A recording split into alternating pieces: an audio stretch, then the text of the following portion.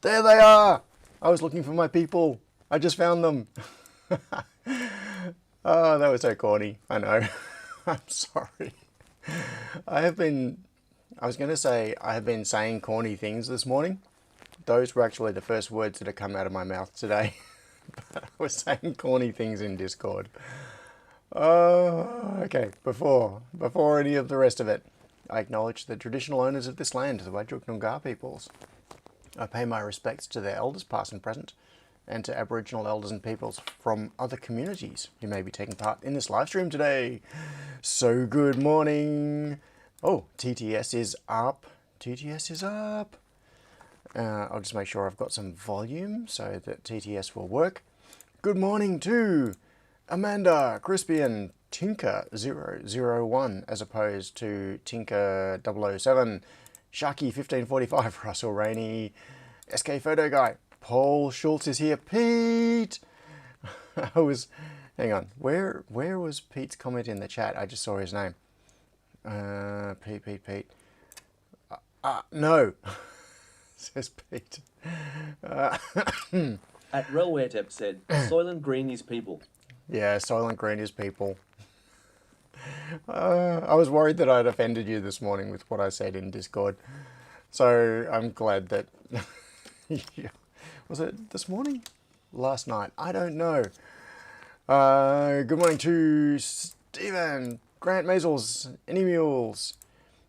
So who was that? I just clicked on someone's name. Sharky, Paul Schultz, Simon CBR, and I think that's everybody in the TTS list.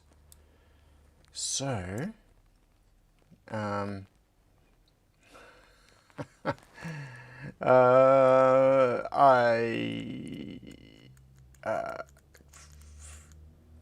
did I say something to you in Discord?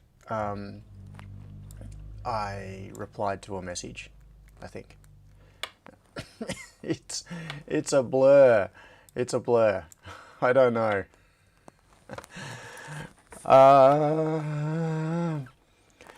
So nuts. Yes, yeah, that's it. Nuts. Nuts. Seriously, I don't know how to begin.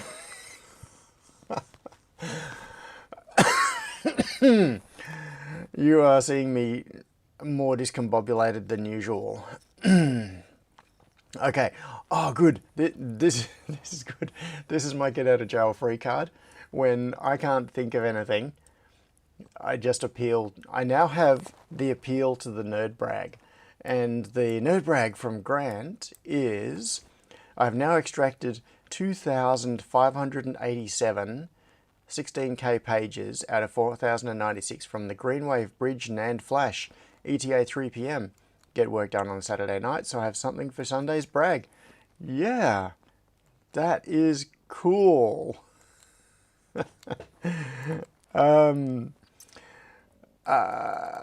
Yes. All right, so background to that. The background is... Do I want to go into this right now? All right. Hopefully, this is leading to an interesting future project. There is a whole lot of background work being done right now by a couple of people, including Stephen and Grant, who are working out, basically reverse engineering the Greenwave Bridge devices that came with those smart power boards I rescued from not really hard rubbish. It was rescued from just going to landfill a couple of years ago. Each one of the kits comes with a Z-Wave bridge with Ethernet containing a 600 megahertz PowerPC processor and various other bits and pieces. And up until this point, I've considered that that is the part of the kit that has no value because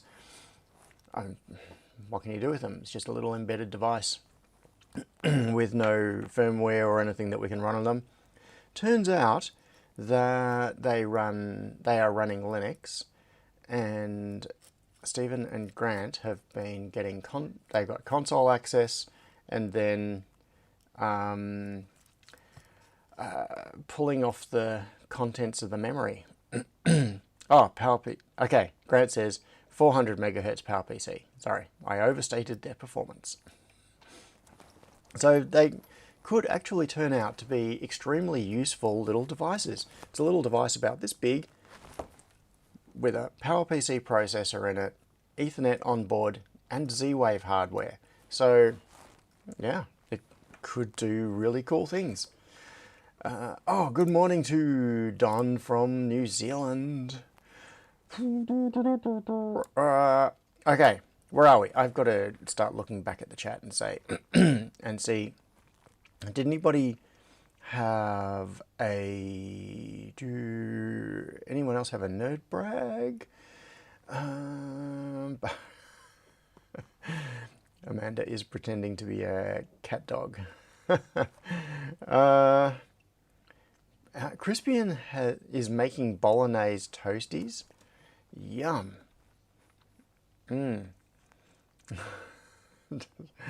Where are we? Where are we? Okay, so Crispian said, Immy is away at Springfest and won't be back until this afternoon. She is sorry she can't attend live. Oh, well. I hope she's having fun at Springfest. That's the important thing.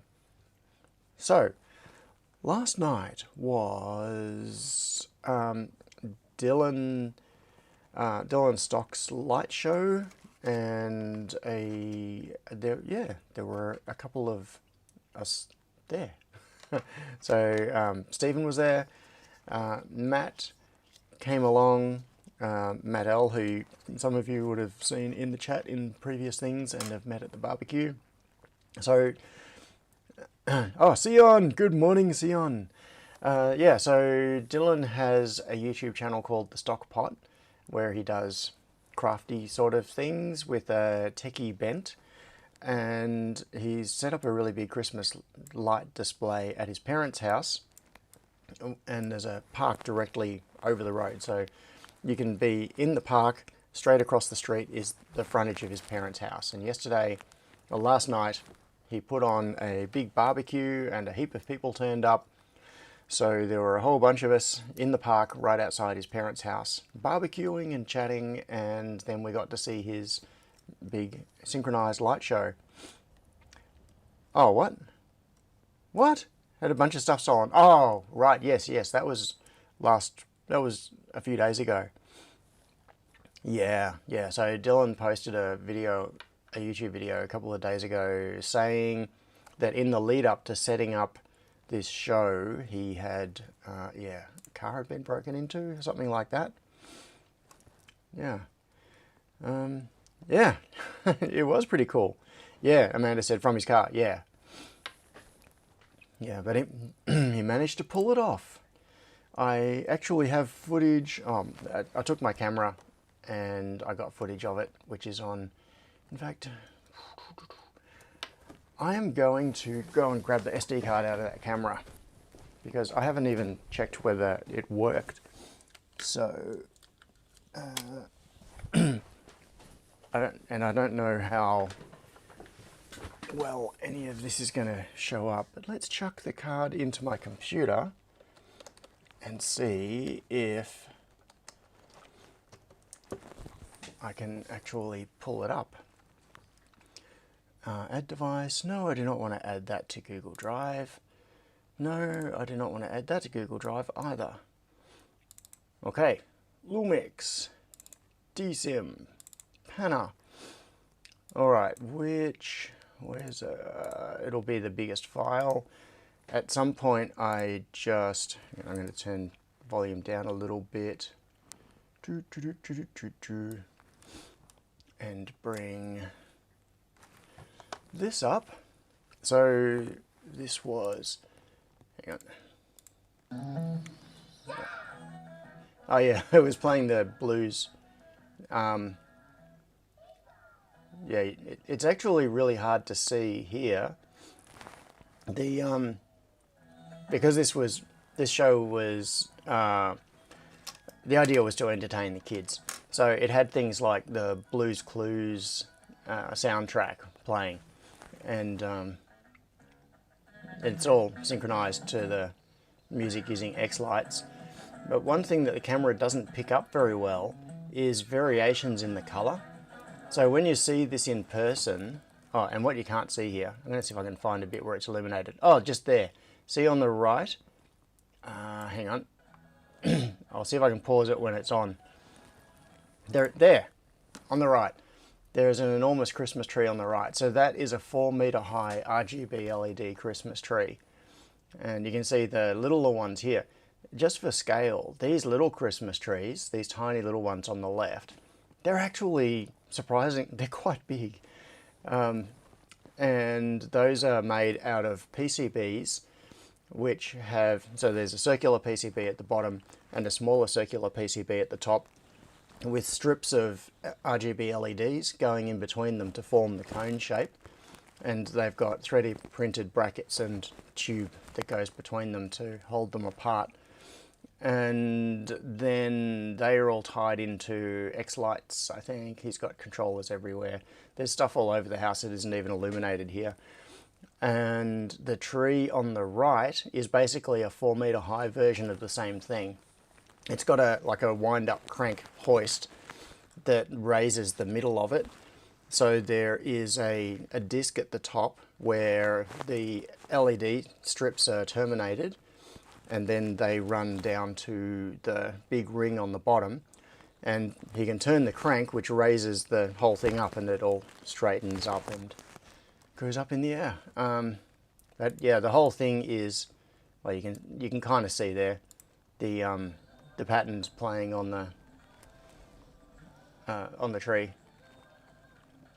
So yeah, that was very, very cool. And he he put his parents to work. So his parents were running the barbecue, and hang on, I haven't actually popped out the chat and stuff. I haven't got my own chat up and running. Yeah, so they set up a big barbecue. They catered with sausages and bottles of water and all that sort of thing. Bluey, yeah. On my oh, where is it? Sorry, I'm looking at the chat. I've got it open now in a separate window. So where is it? Oh, Crispian said, what is on your left arm next to the watch? Oh, nothing special. It's just a bracelet thing, reminder of the most recent diving trip with my sisters. It was a bracelet that I bought at Heron Island. It's got a, not that you'll be able to see anything very much, it's got a turtle on there, just because we went diving with turtles. In fact, somewhere, let me see. Where is, no, not there.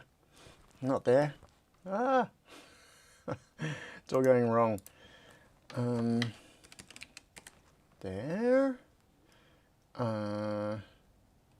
Where?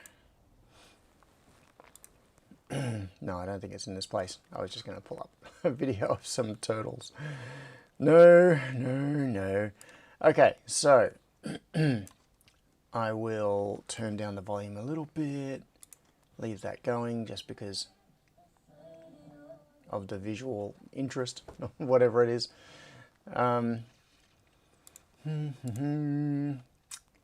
Where is this thing I was looking for? Where is it? It is, oh, here. This. Yeah, you've seen this before, I'm pretty sure. Just going to close this. Whoa! Upside down turtley. And I've got to think about what I'm doing today. What am I doing today? Luckily, it's only 15 minutes in, and I'm starting to think about what I'm doing, what I should be doing. What should I be doing? Tinker said, if the turtles had Wi-Fi, would they be Internet of Turtles? Probably. Yeah. Okay. Where are we? Where are we? I don't know.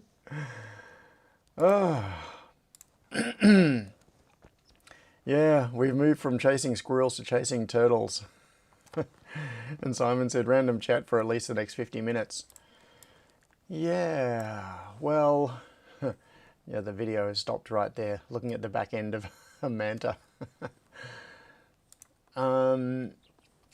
Yeah, that is not my picture. This is just the macOS desktop that happens to be on it. Grant said, does Wi-Fi work underwater? 2.4 gigahertz tends to be absorbed by water. Short answer is no.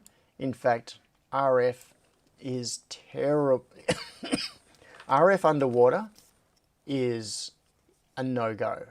At, like, totally, absolutely no-go. And it leads to some really annoying workarounds. It would be awesome if you could do radio underwater, but you can't. It goes like 10 centimeters and stops. It's, okay, I'm gonna find, this is totally off topic, but, well, actually, maybe it's not off topic. This is actually kind of an interesting tech thing. I'm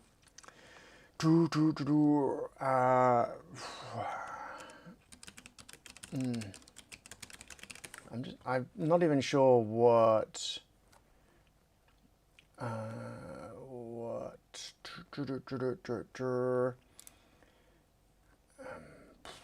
keywords to use. There was, oh, here we go. Audio, where is that? SSB, yeah, audio. So what happens is, if you want to have some form of communication system underwater, what you do is encode sound. So sound travels underwater. I think it's 4 times as fast as in air. So the speed of sound underwater, it's either 3 times or 4 times as fast. Like, it's somewhere in that ballpark. So the speed of sound underwater is dramatically higher, and it travels a lot further. So there are a number of systems. I'm just trying to find, okay, so there's this thing called air integration. I'm just going to find some examples of stuff to pull up for you. Here we go, air integrated computers. Now, the way these things work is a couple of things you can do. Now, you see this thing is a transmitter. Whoop. And on the top of your tank, so the tank has a little manifold that goes on the top of it with a number of ports that things can screw into. They commonly have like 4 tapped holes in them, and then you get a high pressure hose and you screw it in and it all seals into it, and that's how you feed the compressed gas through to your regulator. And there are first and second stage regulators. None of that matters. I'm not going to get into that right now. But the point is, tanks are set up so that you can attach things to them. And usually there will be a spare port, which is a hole that's been capped off effectively by screwing a bolt into it with a little O-ring. So what you can do is unscrew that bolt, which opens up the tank. And of course, this has to be done when there is no air, no compressed air in the tank. It's got to be at atmospheric pressure or bad things happen.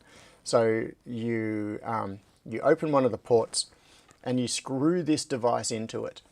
This device, and you can see the thread at the bottom. So this device gets screwed in to the fitting on the tank, like directly connected to the high pressure contents in the tank before the first stage regulator. And there is a pressure transducer inside it and a transmitter. So what happens is the transducer reads the pressure from of the gas in the tank, and it periodically transmits that value. And on your dive computer, there is a receiver. So the dive computer is receiving the signals from the transmitter, and it shows you how much gas you have left in pressure. And there are all sorts of complicated things I won't get into, because there is no such thing as telling you how much time you have left. That's a pretty common misconception. You can't say, oh, I've got 12 minutes of air left. No, it doesn't work like that. You have a certain pressure of air left. And the rate at which you consume the gas depends on how deep you are, on how hard you are exerting yourself. So if you start trying to swim quickly, for example, then you will burn through. It's like going for a jog. Sitting around doing nothing versus jogging, you are inhaling and exhaling much more quickly, much more deeply. You are going through more cubic meters of air per minute when you're jogging than when you're just sitting around. So what you are physically doing will dictate your air consumption rate, as well as the depth. Because as you descend, if you're at the surface and you're breathing at 1 atmosphere, then you are consuming, like there's a thing called SAC, the surface air consumption rate, SAC. It is the volume of air that you consume per minute at sea level. And if you descend underwater, so that you are at 2 atmospheres of pressure, because you're down a certain distance and there is extra pressure, 2 atmospheres of pressure means the air has been compressed to half its volume, and therefore you are doubling your consumption. If you breathe 1 cubic meter of air at the surface, and then you breathe 1 cubic meter of air further, like at 2 atmospheres, you're actually taking in 2 cubic meters of air, so it gets used up more quickly. Anyway, you're going through it twice as fast, effectively, for the same amount of air. Anyway, so the point of all of this is the usual way this is done, the usual way that you track your the amount of gas left in your tank is with a thing called an SPG, or a submersible pressure gauge, and that has a hose, same place that this screws into. What you do is you have a hose that comes off the manifold, typically goes along and down your vest, down the strap of your buoyancy compensator, and it goes to a pressure gauge. So you have a pressure gauge that you can look at, and that tells you how much pressure you have left in your tank. But it is connected by a hose, so it's directly connected. The whole idea with this is that the transmitter on the tank sends the data to your dive computer, which might be mounted on your wrist or wherever, and the dive computer can keep track of it and tell you when you are starting to, it can give you warnings, like it can beep at you and tell you that, oh no, you're at 50 bar, that sort of thing. So you can have, it can take into account how much gas you have left in the tank, in terms of figuring out what you need to do next. Like, do you need to end your dive because your gas supply is getting low? So one of the interesting things about this is that these transmitters that transmit from just behind your head, so they're mounted on the top of the tank, to your wrist, okay? So that's the distance they have to get. It's like 50 centimeters. Getting that distance is a technical challenge. It is really, oh, hang on. Maybe it's because I turned the volume down. No, text-to-speech is not working. What did it say? Say, look at me chat above. Bad word detected. I just saw, hang on. I'm gonna. Can I play that? Just want to see if this Look works. at me, chat above. Why did that block it? It's the actual thing in the console here. It said bad word detected. What's the bad word? Look above? I don't know. Where? Oh, right. Okay. Here we go. So this is next Sunday. So this is from Amanda. Next Sunday, my church and school and my church, my church I work with will be doing a Christmas community carols and expect over 5,000 people to attend. We have Emma from the Wiggles performing. Cool. 5,000 people. That is a serious Christmas carol event. Oh, Amanda, are you doing audio or anything at that event? Are you working at it, or are you just going along and relaxing and enjoying it? But yeah, that sounds really cool. Yeah. So, okay. Now, these things use, I believe they are very, very low frequency RF. Live stream. Okay, so Amanda is working the live stream for it. So they, absorption of signals, RF signals, increases, like the absorption is greater at higher frequencies. That's my basic understanding of it, not that I know anything about RF. So if you want to have a signal that will penetrate through obstacles, including water, you need lower frequency. So so devices like this typically use really, really low frequencies in RF terms, which means large antennas because it's long wavelength. So my guess is that a large part of the reason this thing, I haven't actually seen inside one of these. I'd be curious to see a teardown. That would actually be really interesting. I would love to tear one of these things down and see how they're doing the communications. But my guess is that a large part of the reason that these things are physically large is there's probably a big antenna coiled around on the inside of that.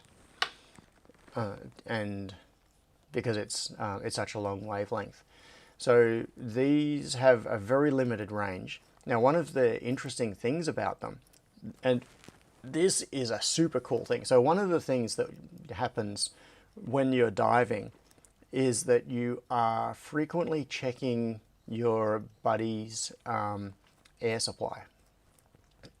Or essentially you are checking with them because you have to coordinate. If you have different air consumption rates and say you might have a low air consumption rate and you're on 90 bar and you think, oh, we've got plenty of time left on the dive, and your buddy is going through air faster and they're down to like 70 or 65 or something, and you don't realize it, then they might be in a situation where they have to end the dive and you're not expecting it.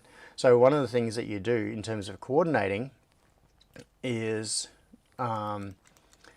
you every now and then you just check, like you do the sign, and you check how much air the other person has left, and you typically give an answer where a T is like 100 bar, and then you give a number. So if you're at 130 bar, you would do that to show you're at 130. And so you're like, it could be as often as every few minutes, depending on what you're doing. But certainly like every 10 minutes or something, you should be making sure that your buddy is, their air supply is still okay. So, and keeping an eye on your own. And one of the interesting things about these is that you can pair the transmitter with your own computer. You can also pair it with your buddy's computer. So if you have compatible air integration systems, you can see your own air supply and your buddy's air supply on your computer. You don't need to ask them. So you can just look at your wrist and you can see exactly what the situation is. Now that doesn't work if they get some little distance away from you. They have to be fairly close for the system to work. Now, where this is getting to, the whole point of what I was starting to talk about this with, words, sentence, put them together into sentences, please. Where I was getting to with this is underwater communication at a recreational level is something that a number of companies have been working on for a long time. The goal is to try to have some form of underwater communication, not necessarily speech, but telemetry, having some kind of data. And also relaying data from divers underwater to the surface. And there are there are some systems that have come out reasonably recently. There's one, where is it?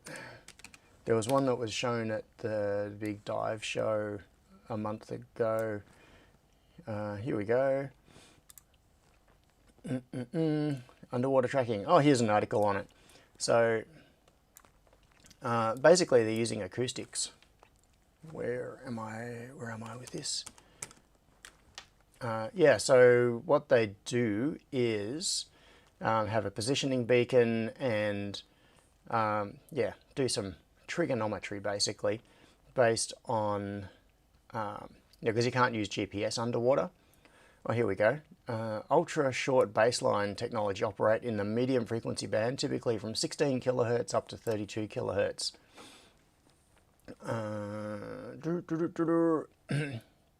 And so yeah, there is a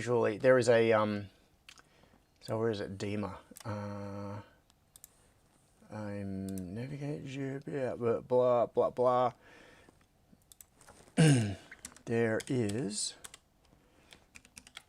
a system, and Garmin, that's it. Garmin, underwater navigation, this thing, where they have a buoy that sits on the surface. Look at the price on this thing, $4.5 grand.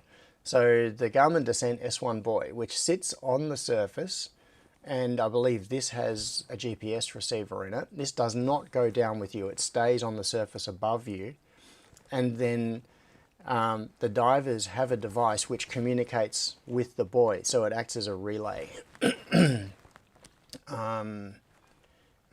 All this dive gear is so expensive. Look at this. So the Garmin Descent X50i Premium, $2,400. That's actually not that bad for a dive computer. Does this do the... Oh yeah, so this has got air integration. So it will pair with a transmitter. Subwave sonar networking. Yeah, here we go.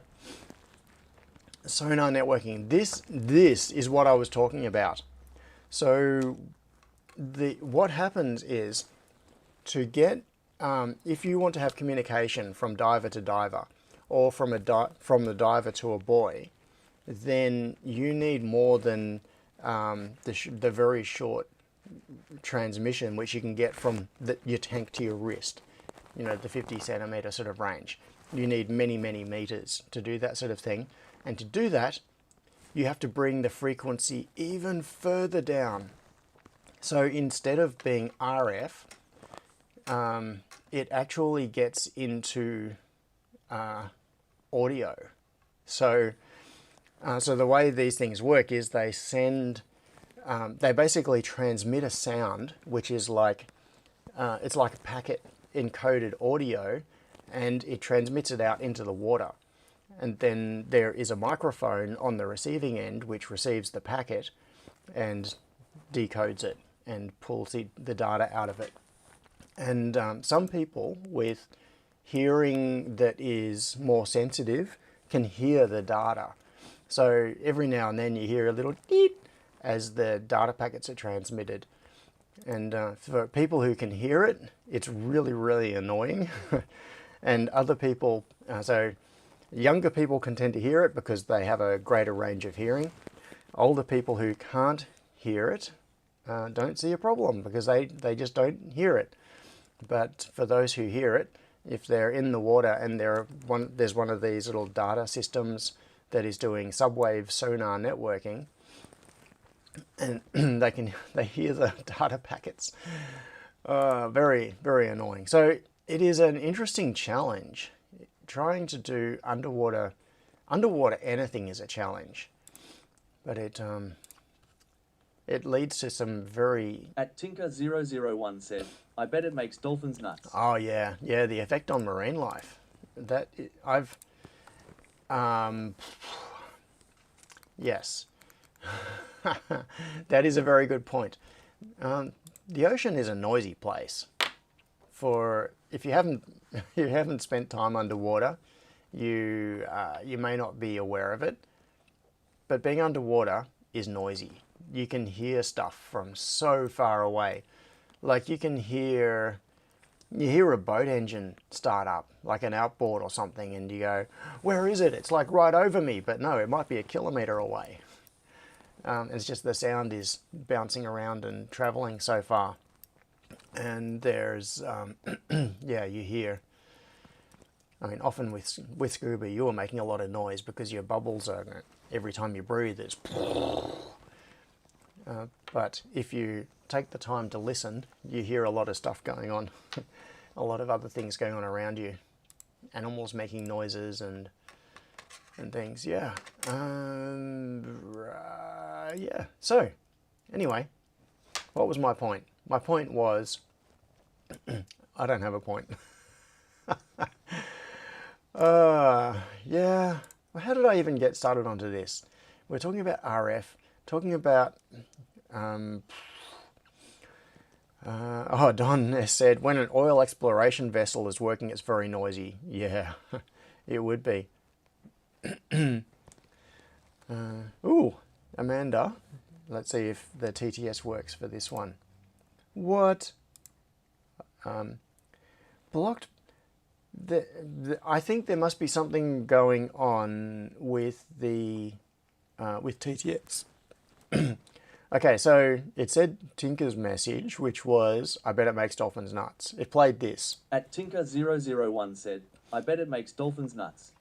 But it refused to play Amanda's message. I love recording the ocean sound with an acoustic microphone. It refused to say that because of a bad word being detected. So I don't get it. Yeah, there's yeah, the bad word detection seems to be overly aggressive. Yeah. So, anyone want to go diving with me? It's been... this feels like going to, a 12-step project. Tinker001 said, it thinks her username is bad. Oh, really?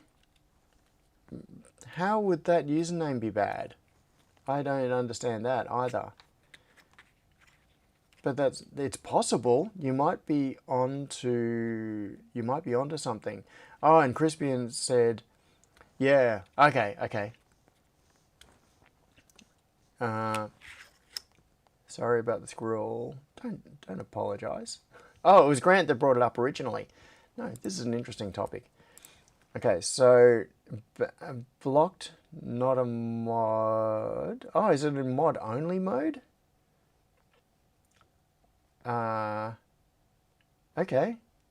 Yeah, so I think TTS is being extremely aggressive about blocking stuff. And for reasons that I don't know. So presumably Mitchell would see all of the, like he'd see the reasoning behind it. He'd have all the debug stuff. So maybe at some point, if Mitchell is on the chat, we can figure that out. Oh, John Whips is here. Welcome, John. Yeah, so Crispian sent a message that was just nothing but test, and it says blocked bad word detected. So I think you may be right. It could be that it's not handling the new long usernames in YouTube. Oh, and Matt is here as well. Matt Westlake and John Whips. Yeah, so it has now been, just thinking back, it has now been 2.5 months since I've been diving. Tinker, let's see if this one works. Will it come through? At Tinker001 said, it likes me. Yes. Wahahaha. It does. It likes you, Tinker. Okay, so yeah, it's been 2.5 months since I've been diving, and I want to go again. So, is anybody else here a diver? Oh, Matt Westlake said it's been 10 months. Oh, okay. So last summer, I went for a winter dive. Yeah, so that video I just played a little bit ago was from 2.5 months ago. That was, hang on, quick. It'll have the date on it. Oops. Compilation, this one. What was the date? Oh no, compilation. That's just the title of it. Where did that other thing go? Oh, okay, that was the open dialogue.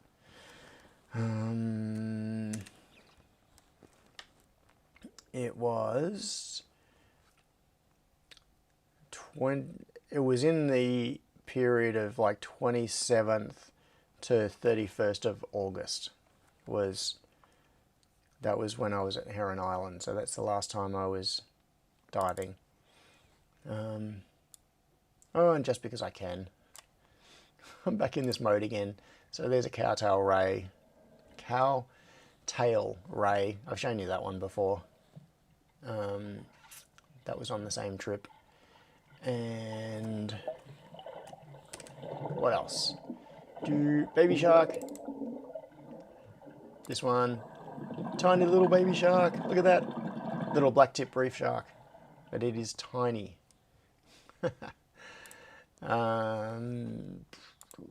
We saw some big ones as well. That was just an extra cute tiny little one.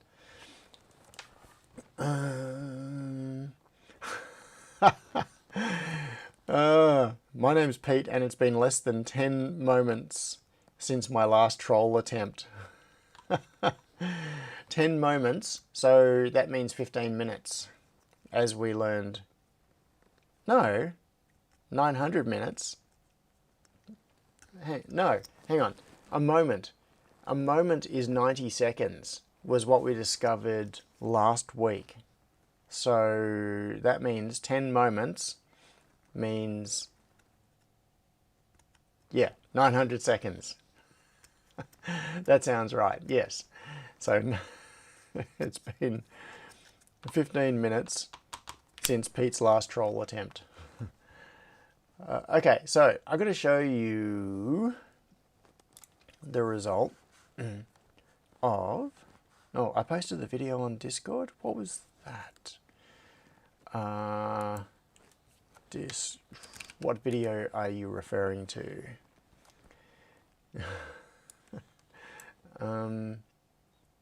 Oh, Tinker. It was Tinker who posted the video. Okay, so this is the thing that got us talking about RF. I'm going to mute and do a visit. I'm just going to show you. I don't want to get copyrighted on YouTube.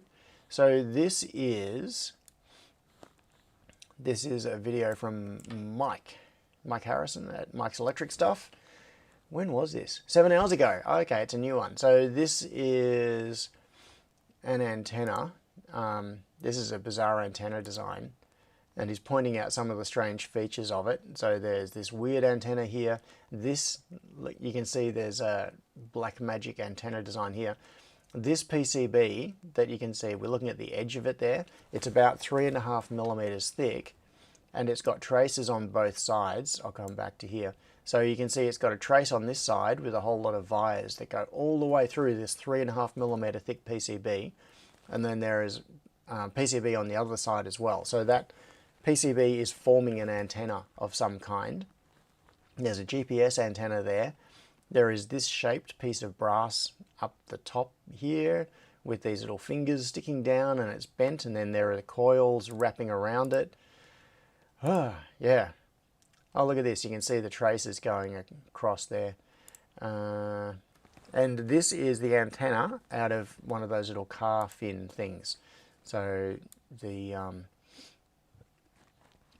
on the top of modern cars, at the back of the roof, there is like a little shark fin thing sticking up. The reason cars have that is to give them a place to have antennas with good line of sight to the sky. So yeah, he goes through looking at all the different bits of this. This is a video that was posted in Discord by Tinker this morning. Yeah. Oh, look, you can see the shield here has been soldered. There's like a folded metal clip that the cable goes through. You can see it on all three of these, the blue, the black, and the, all four, and the red wire. So the wire, the outer sheath has been stripped off, and then there is a braid around it. So there is a shield which is soldered to this metal clip, and then there is another layer of insulation, and then the actual signal GPS-B. Yeah, so these GPS-B, what else can we see there? DAB, is that one coming in there? Yeah, very interesting construction. So all of this strange engineering going on inside the little shark fin sticking up from the top of the car. Lots of black magic going on there. The design of these things is so wild.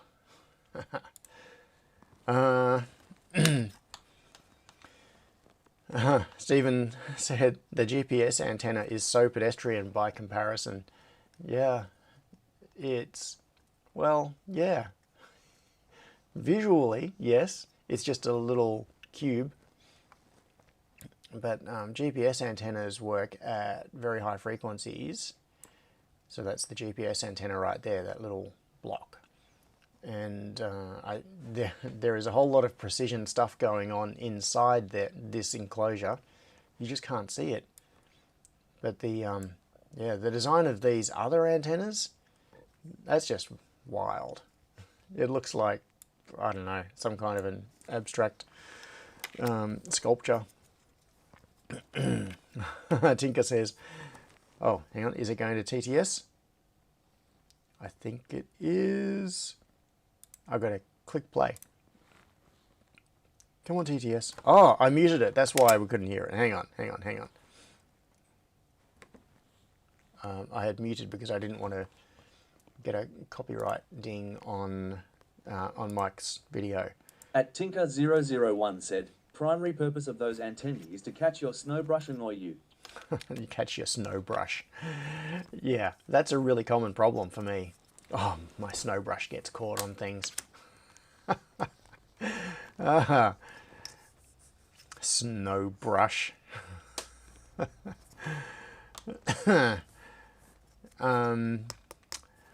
Right.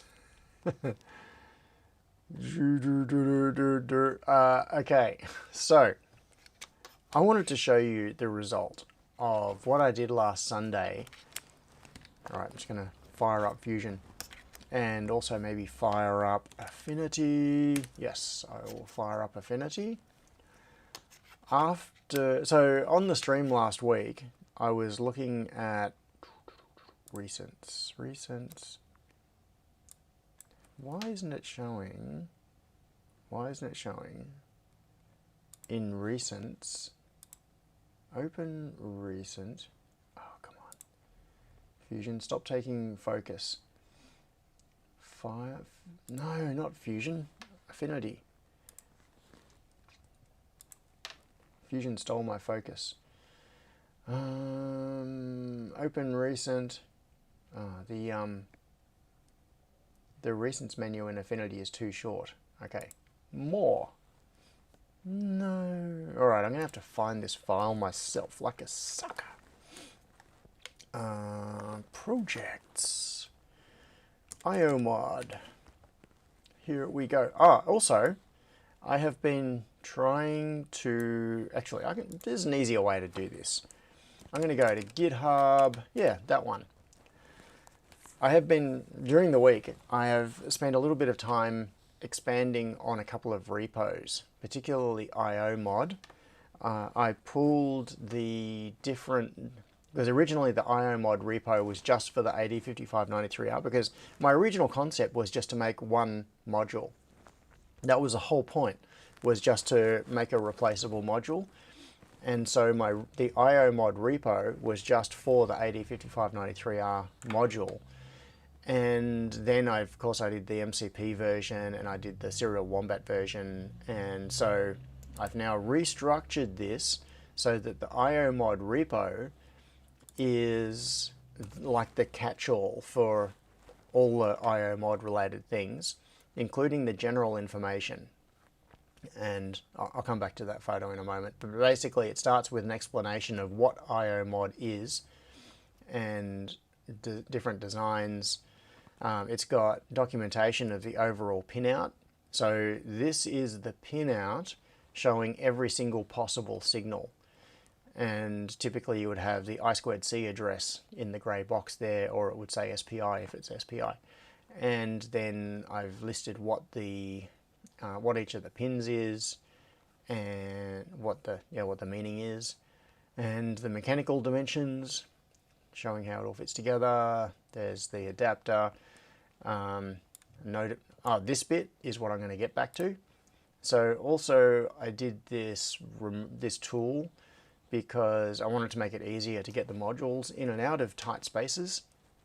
So I made this little 3D printable tool that's like a pair of pliers, but it clips around the module and you can use it to push the module in or pull the module out, and then you can just squeeze a handle and it releases it. And then the designs for the different variants. So the 5593R with the explanation of the features and what it does. Then the 23008 version, features and what it does. I don't have all the details on this one yet because the routing is not quite finished on it. I've done, I think I've done the schematic. I can't remember. It's that's the SPI version of the module. I definitely haven't fabricated it, and I haven't finished the final routing on the PCB. So I need to finish that off. It's pretty low priority though because I don't really need it. It's doing this is mostly just to verify that the IOMod socket works with SPI. I just want to validate that. There's the Serial Wombat version with the screenshot, and the design files for all of these are now up here. So each of the different variants has got the board and schematic file, which you can import into KiCad. It's got the Fusion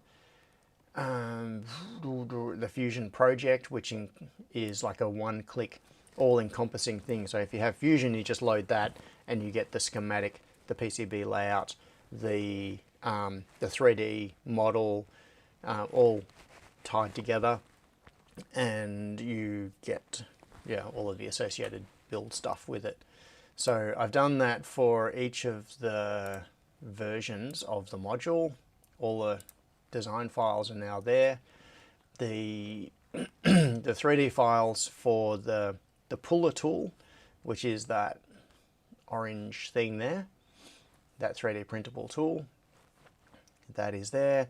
The 3D printable cap is there. If I load the STL, GitHub should show it to us. And I'm going to quit out of Affinity. I don't need that now. Quit out of that. So this is the little 3D printable cap which sits on top of it. You can glue it on and it turns it into like a nice shaped block, and then you can put a label on it. And that is what these labels are for. So the .af file is the Affinity file, which is the original editable source file. And there is the PDF of this, which has the different versions in it. So it's got labels for the MCP 23008, the AD Serial Wombat and this SPI version, so they can be printed. You can see they've got tabs sticking up, so you put the sticker on the front of the module and then the tabs wrap around underneath it, and so you put this one on first and then this one wraps over the top of it, so the two tabs go over each other and stick to each other and make sure the label can't possibly come off. No, don't do that. So that is in there as well, and the end result is that they look like that. So these are IO mods with the 3D printed cap glued on them and the label stuck on.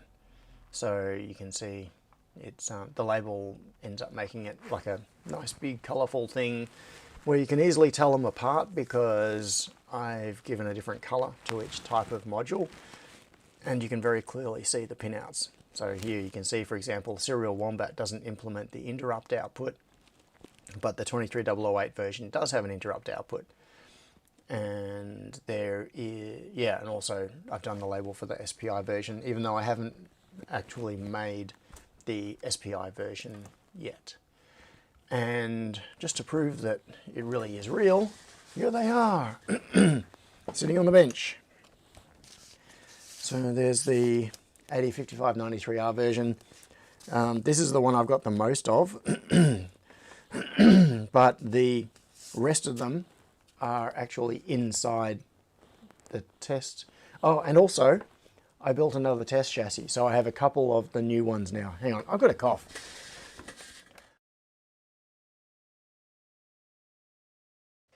Ah, there. Be glad you didn't have to suffer that. So I built another test chassis. So the new style test chassis, I now have two of them because I wanted to have, yeah, I basically need several of them so that I can keep doing development work and try things without risking just having one. I need more than one. So I've got one of the chassis fully loaded with 7 of these modules right now, and the other chassis has a combination of modules in it. It's got a Serial Wombat module and some other stuff. So these are the 3 types of module that I've done so far. And yeah, they end up being really cool because it's got the cap on it. It's just got a nice flat top. It's a little block basically with pins sticking out of it. And because I'm printing on the label, it means I can do full color, which means I can make it very obvious that they are different modules just by making them different colors. And you can glance into the chassis and see what's loaded. And also I can do things like have the black across the bottom to show the ground connections, red up the top to show the power connections. The color wraps around the top of the label so that when these are in the chassis and you're looking at them from like an upward direction, you can see the top edges of it very easily, and you can see that, oh yeah, this one is yellow, so that's an MCP version, and this one is blue, so that's an AD version. So yeah, I'm kind of pleased with how that has turned out. That has been, I call that a success. And now back to chat. Where is chat? Where is the chat? It got hidden behind windows I was opening ages ago. Okay.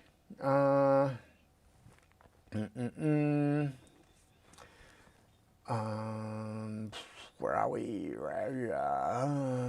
Okay, just catching up. Oh, Pete. Unfortunately, Pete's message got blocked, so we're never going to know what he said. Never. Never. Okay. Here we go. Play. This is a message brought to you. Hang on. I told it to play. Why? I thought I could override the bad word detection by clicking on the thing. No, I can't. Okay, so I'm going to have to read it to you with my own voice. So much work. Okay, just imagine this is Uncle Pete talking to you. Uncle Pete says, I felt very smug this week when I heard Airbus had to ground lots of their planes because of solar storm issues. Finally, people won't look at me weird when I bang on about this stuff. Hang on. Haha, yeah. Yeah, so for those of you who missed that, Pete posted in Discord about, I believe it was the A320, the Airbus A320, had there was a particular aircraft that had a glitch, and they are grounding. I'm not sure how extensive it is, but my vague memory of what I heard about it is that they are grounding something in the order of several thousand aircraft and doing software updates to them to make them more impervious, less susceptible to solar storm bit flip type errors. There was something somewhere. All I saw was like a mass media report. I haven't actually seen a technical report or anything about what really happened, what subsystem it was in, or what the fault was that occurred.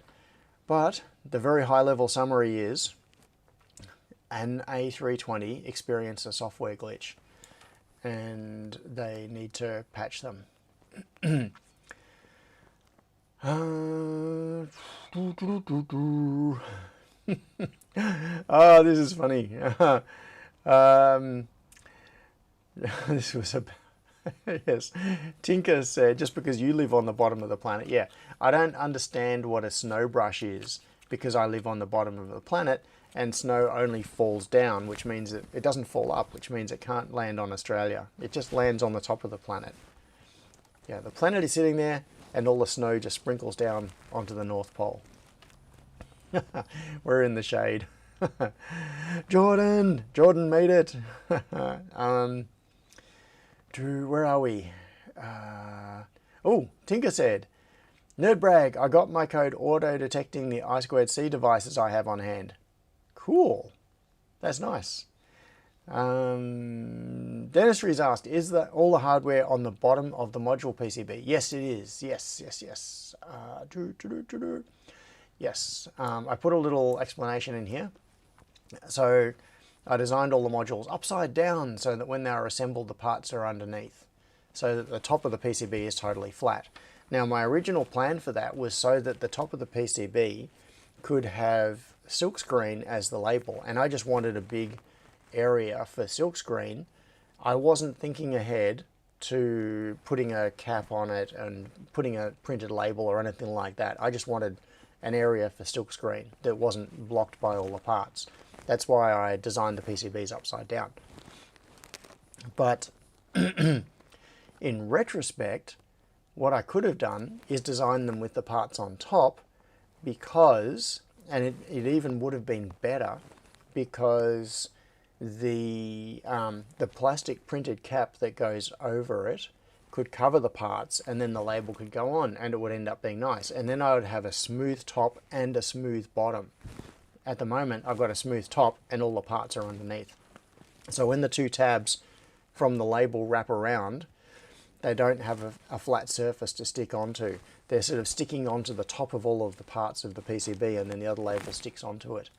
So I was trying to be clever by designing the boards upside down, and then yeah, it didn't really help me in the end.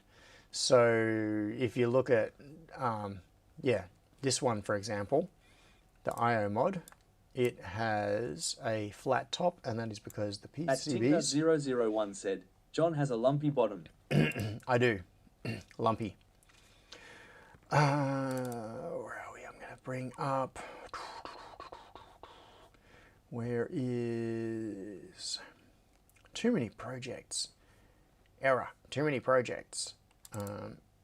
Testomatic IO mod. Here we go. This one and that one, version 2, and this and that and the other thing, and then yeah, so you can see here I designed it, whoops, I designed it this way with the pins mirror imaged. So this is actually the top of the PCB. It's just that I'm treating it as the bottom. So you load the top of the PCB, you put the pins on the top of the PCB, and then you turn the whole thing over. And that's how you get to a flat face on the PCB. Because the end result, yeah, it's the opposite of that. What does that button do? Oh, okay, that's just a menu thing for the view. I don't think I've ever clicked that button before. Yeah, so what I should do is in a future revision of these modules, I should flip them. So I should flip the connector. Oh, that could be a problem for routing. Yeah, I'd basically have to rip up the whole board and reroute the whole thing, because all the signals go out to these. So the yeah, I should do it so that the parts are on the top of the module again, and then the parts can be covered by the cap. I would just need to modify the design of the cap slightly so that it has a cavity in the middle where it goes over the location of all of the parts. At the moment, it's got a cavity for covering the tops of the pins, and then it's got like a weird shape in the middle, which is just a glue channel. But I would need to make that a big open area in the middle to fit over those parts. And then I would have even neater modules. They would look even better.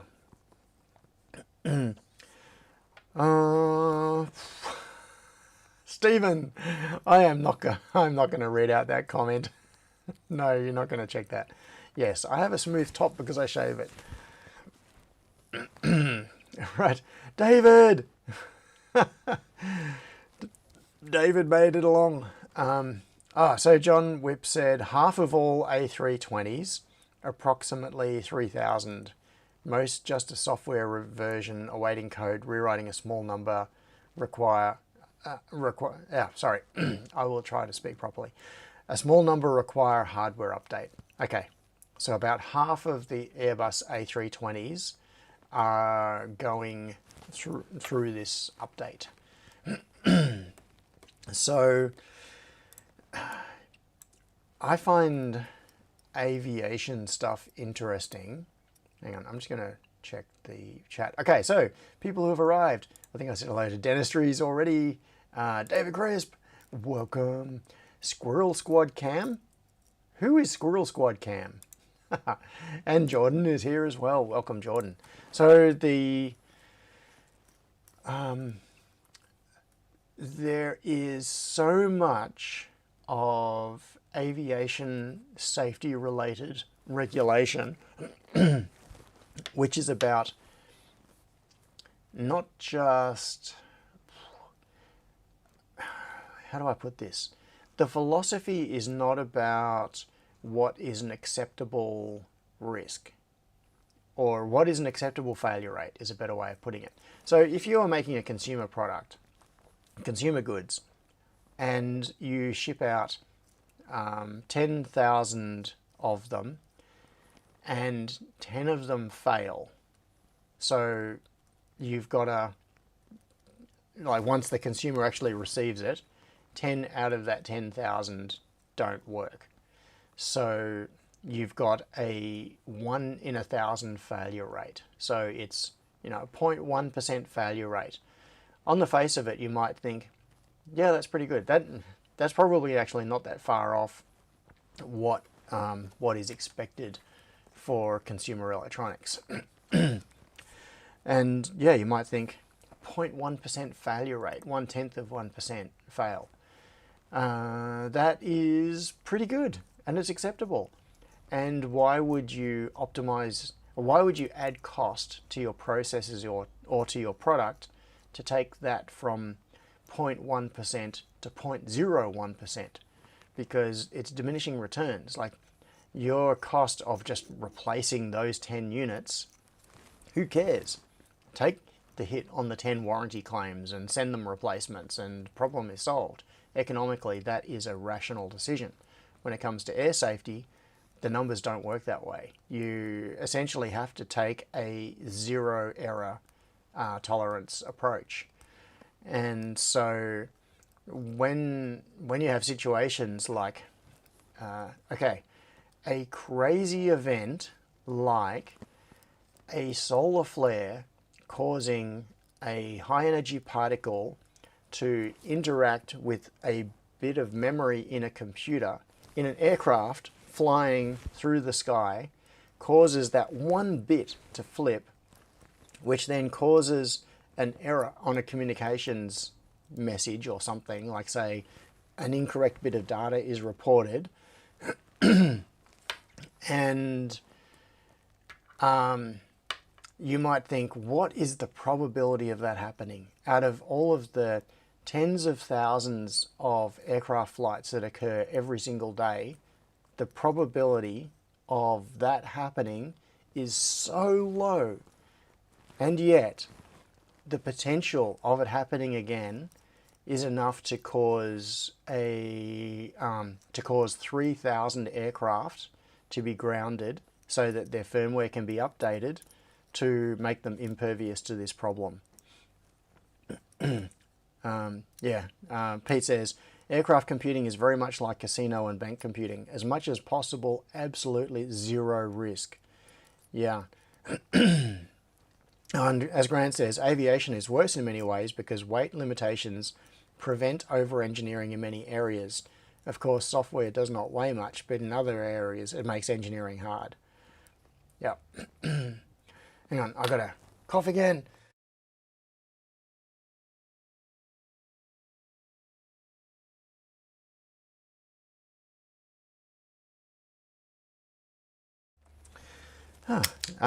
Grant says, I have a friend who worked in casino computing. He said it was not like that. It was like the Wild West. Oh, okay.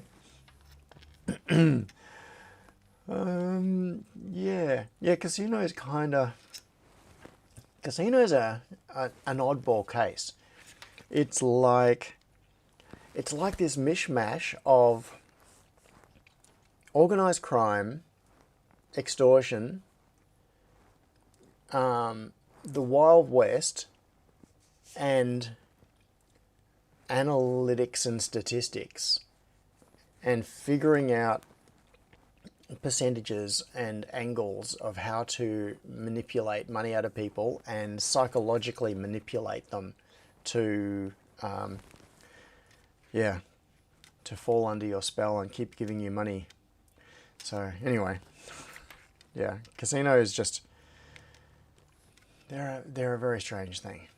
I don't know anything much about them. I've never worked in a casino or in any gambling related thing. Never had anything to do with it. But just talking purely from the outside, the whole concept of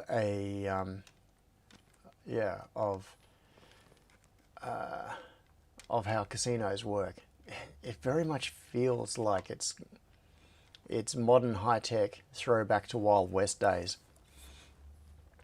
Pete says, I've worked with a few European casinos and lotteries and Australian lotteries. Yeah. Crispian said, I went for a job many years ago at Olympic Video Games, a gambling manufacturer. Didn't get it. Oh, well. Maybe that's a good thing. I don't know. Now, where are we up to? 11:14. Done nothing. As usual. So, what am I going to do? Am I going to do anything? I feel like I should do something. So, that's right. What I was talking about was I have gone to a little bit of trouble with this, with the repo. So the repo for IOMod now has all of these design files, and I have also tried to do some explanation. So yeah, I actually find this kind of thing fun. I very much enjoy sitting here doing things like taking photos of devices, documenting what the design More objectives squirrels. were. More squirrels, yeah. Documenting pinouts and things, making diagrams of how things work. I'm not saying I'm good at it, I just like doing it. I find it fun. And, just little things like this. This was almost a throwaway sort of thing. At some point, I was trying to push a module into the chassis, and I thought, this would be so much easier if I had a tool that could just clip onto it and shove it in. The same way you can get tools for extracting and inserting car fuses. The little, I've probably got one right here somewhere. The little blade fuses that are used in cars. Inside car fuse boxes, there's often a plastic clip.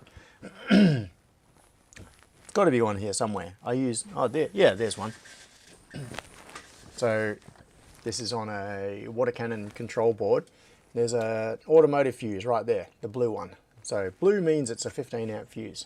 They're color coded, so you can just glance at them and know what the rating of each one is. But getting these in and out can be hard. And there's a little plastic tool that clips over them and allows you to pull them out when there are a whole lot of fuses very close together inside a vehicle car fuse box. And so that was what made me think of this. And I just opened Fusion and got the line tool and went click, click, click, click, click, click, click, click, click, click, click, and sort of just traced out an approximate shape and then added some dimensions to get the spacing correct from face to face on here, and printed it. And I thought, oh yeah, this will be an interesting little thing. This is actually the third version. I very quickly iterated. It only takes a few minutes to print. The first version, the hinge was shorter, and it cracked when I tried to move it. So I made the hinge longer to give it more flexibility. Because there are no moving parts on this. This is a single piece of plastic, and that piece of plastic in the middle, which is the hinge, it just bends. So the whole thing is flexible. I made it thin enough that it flexes. And then my original version didn't have this part in here where the two bits could touch each other. And I wanted it to be like a stopper, so that when it's in its fully closed position, those two pieces butt against each other, and that's an end stop, so that it can't close too far. So I just pulled this line up here and made these little end stops, and yeah, it came out really well. Works brilliantly. You can clip on a module and stick it in a socket, and then squeeze the handle, and the handle comes off. So, coffee. Yes.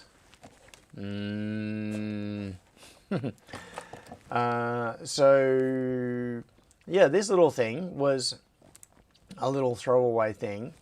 And then I thought, yeah, I'll document it. So I exported the Fusion file and an STL and took a photo and documented it here. Funny thing in this photo, it looks like it's floating in space.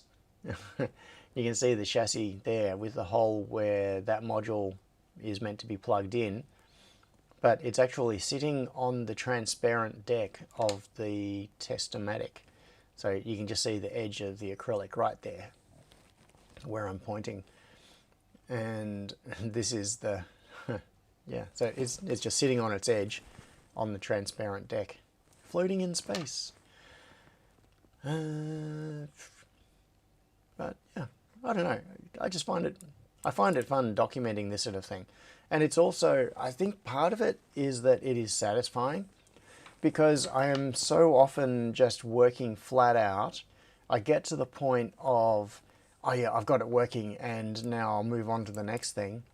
I don't stop and think about what I've done, and I don't get the feeling of achievement that comes from reflecting on what you have created. So doing documentation like this, taking like an hour or two or however long I spent doing this, sitting there actually just writing out, this is what the thing is, and this is what it does, and this is how it works, it makes me stop and think, oh wow, I actually did something cool. So maybe that's a little bit of advice.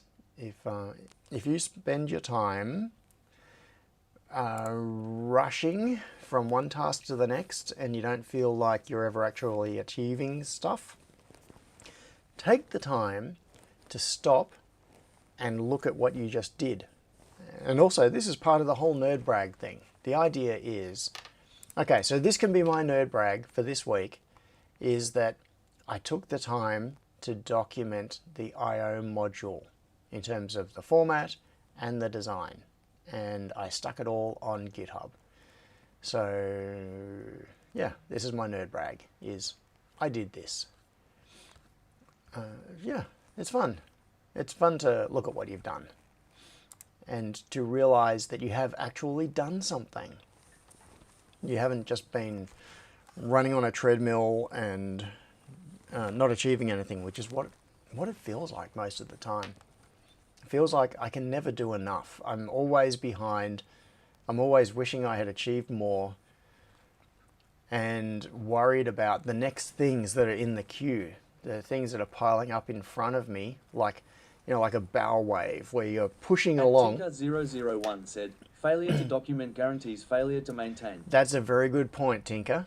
Failure to document guarantees failure to maintain. Yes. So documenting has many benefits, and that is one of them. So it does help you to maintain.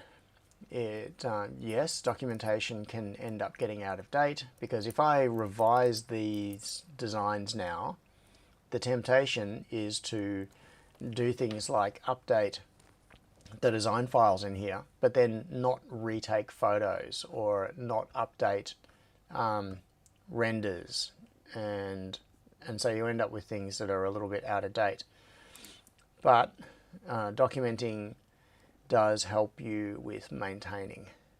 And the other is other people can benefit from your work. So this is one of the things that I have been quite slack about. So I have, across the different organizations, so I've got, because I've got several different GitHub user profiles, I've got the Superhouse profile, I've got a personal profile, there's the Freetronics profile.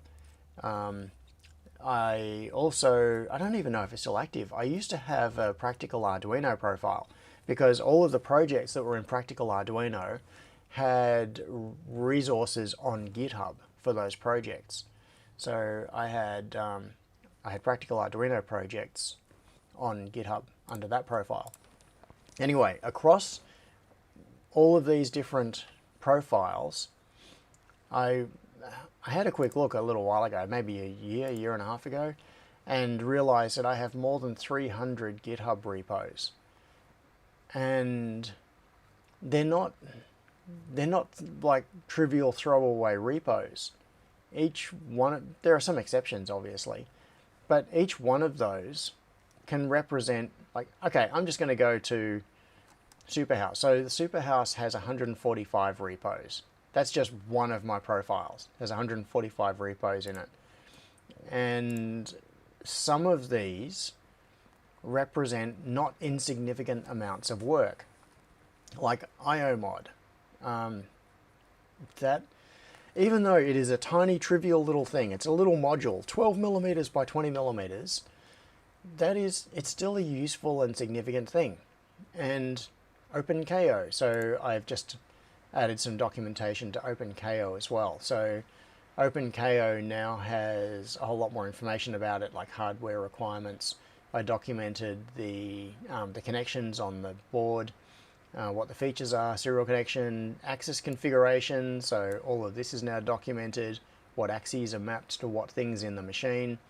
I documented all of the G-codes that I've implemented in the protocol converter. So what each of the codes is, like it says here, if you want to start the conveyor, send it an M24 code. So all of that is documented. And the thing is that all of this is already in the source code. If you open the source code, you can find, how do I reset the conveyor? Oh, you send it an M2. But you have to read the source code. And the source code is the definitive source of truth, but you should not have to look into the source code to discover that information. So I extracted all of that information from the source and documented it with explanations and things. And I put information here about camera modifications and the actual KO protocol I will document, but I have not yet done it in this document. And so if I look through these, so PCB conveyor, I mean that's been so much work as well. I need to document that a whole lot better. Testomatic, there's a whole repo there with a whole lot of stuff in it. That's a major project. Register is all Mitch's work. This is the software side of, I'm not going to go into this in too much right now. Oh, that one's empty. So this is a Django app API, which forms the cloud service side of the test system. It's for recording the serial numbers and all of the data related to devices that have been tested. So it's the place that all the test results and things can be stored, pictures of the device, what purchase order it was associated with, who the customer is, the invoice information for every device, all that sort of thing. So that's what the register thing is. Here are some commercial ones, so these are private, I'm not going to go into them. The ESP flasher module. Yeah, so this is the design for this module, which goes onto the bottom of the tester. That could do with some more documentation. We've got air quality sensor with different versions. Okay, so this is a good example. This is dramatically out of date. That version of the air quality sensor hardware that's in that screenshot, that is like 3 major revisions out of date. It doesn't look anything like that anymore. It no longer has these RGB LEDs here. It doesn't have these tabs sticking down. It doesn't have the USB to serial chip there. It's got the USB-C connector is on the back and it's facing the other way. It's got an extra button on the top, and the buttons, yeah, the design is quite significantly different. So I need to update that. But anyway, my point is, yeah, AXA Wi-Fi. This is a board that fits into AXA electric window motors and adds Wi-Fi to it. And it communicates via LIN bus. So it's an ESP8266 with a LIN bus interface that connects to the motor so that you can send Wi-Fi messages to it, and it then converts it to LIN bus and sends it to the motor. Yeah, and it just goes on and on and on. Chair I2C. I2C interface for a Permobil electric chair. Electric wheelchair. So in Superhouse, I have 145 of these repos, and I think I've got 100-ish in Freetronics, maybe something in that region, and then I've got a heap in my personal profile. So I really need to go back and try to do some maintenance on these. Yeah, add some more documentation. Tinker says, imagine coming back in a year or so to try to add functionality without documentation. Yeah. Yeah. When you write documentation, the person who benefits from it the most is probably yourself. Coming back a year from now and reading your own notes. Kipple says, Pete, what are you trying to say, Pete? I wonder what my GitHub contribution is going to look very patchy. Oh, look, you can see just in the last week, I've had this is where I've been active, as I've been updating the documentation for those projects. But look at this, all of this blank space here where I have not been. So I'm doing stuff 7 days a week. I don't stop. And yet my my contribution chart has all of these big blank spaces on them, because I don't update repos. So much stuff is just ridiculously out of date. Terribly out of date. If I was actually committing and pushing as I'm working on things, this chart would be solid. Yeah.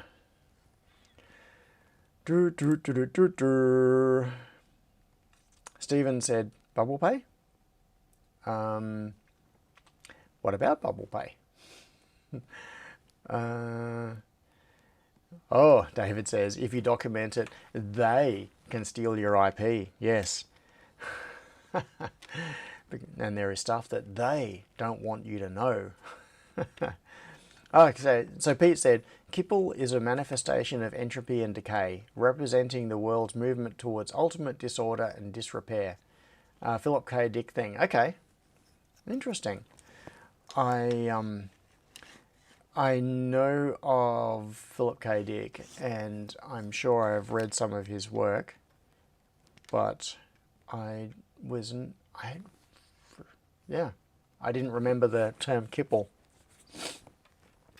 Stephen said it was on your GitHub page. Yes, that is so Bubble Pay is a client, and there are some private repos. So there are private repos for client-related things, which appeared only because I was logged in as myself. But yeah, I wouldn't go into those. In the case of Bubble Pay, they have their own. So in the very early days, I did some work and used my own. Like I created a repo for the work I was doing in my own GitHub profile as a private repo. But they now have an organization, like a GitHub organization. So I now work out of their org repos. Yeah, I am part of quite a few organizations on GitHub. So from my profile, I can access a whole bunch of different companies' repos because I work on their projects, on their products.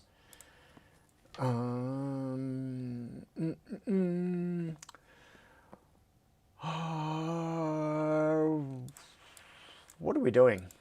What are we doing? Pete says, Kipple is in that book about electric sheep, as in the Do Androids Dream of Electric Sheep, aka the inspiration for Blade Runner. So is that where Kipple came from? So Kipple is a Blade Runner thing. Blade Runner is fantastic. Anyway, Tinker said, question is, what percentage of your repos are public?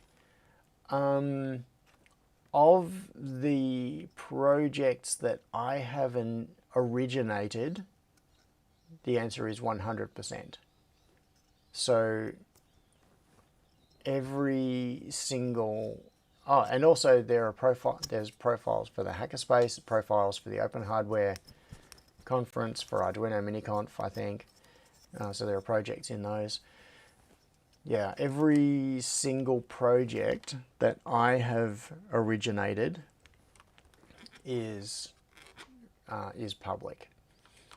The ones that are access limited are just for commercial clients.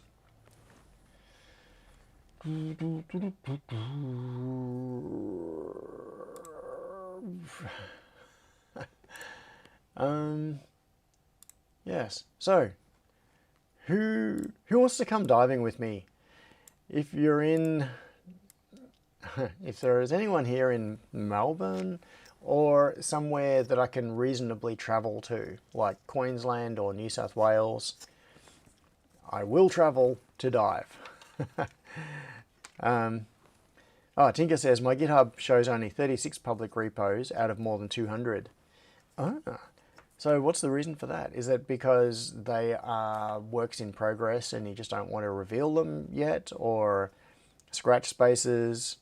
Yeah, so Tinker said, mind you, an awful lot of the private ones are backups for whips. Yep. So work in progress that you just want to keep a copy there. You don't you're not using GitHub as a publishing platform. You're using it as a revision control system. Amazing. Using Git for revision control and project file management. Who would have thought of that? So, yes, I am willing to travel to dive, particularly to Queensland. So, if anybody wants to go diving sometime, just hit me up. I will be down for it. Just need to get an airfill and I will be on my way. Speaking of which, I really want to do nitrox certification. This summer coming up, my plan is to do some additional training. I want to do... Tinker says, my last dive was at Tobermory. Where? What? Tobermory? Tobermory... Yeah, and I don't mind cold water diving. So Pete said, you should come diving in Tassie. You might enjoy that location. Oh, Tinker said you might enjoy Tobermory. Yeah. Pete said, should come diving in Tassie. Oh, it's Scotland. Scotland.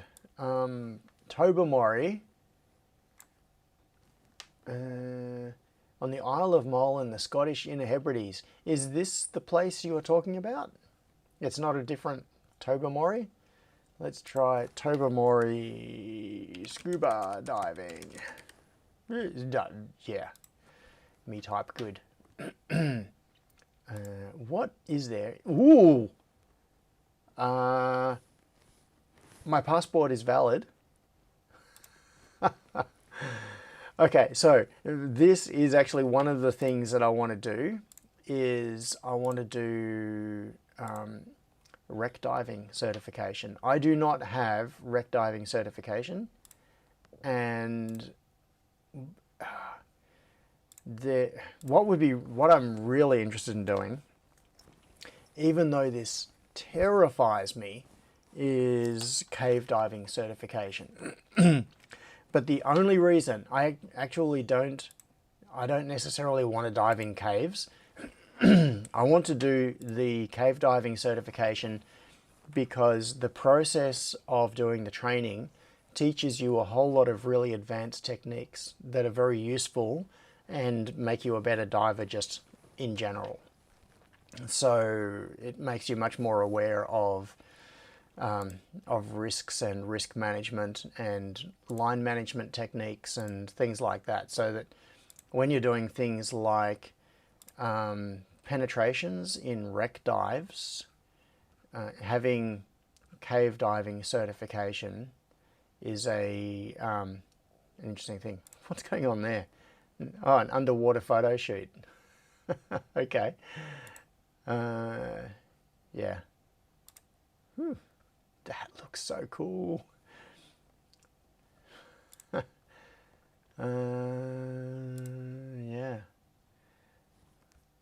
All right. Just got, yeah, my passport is valid for about another 18 months, I think.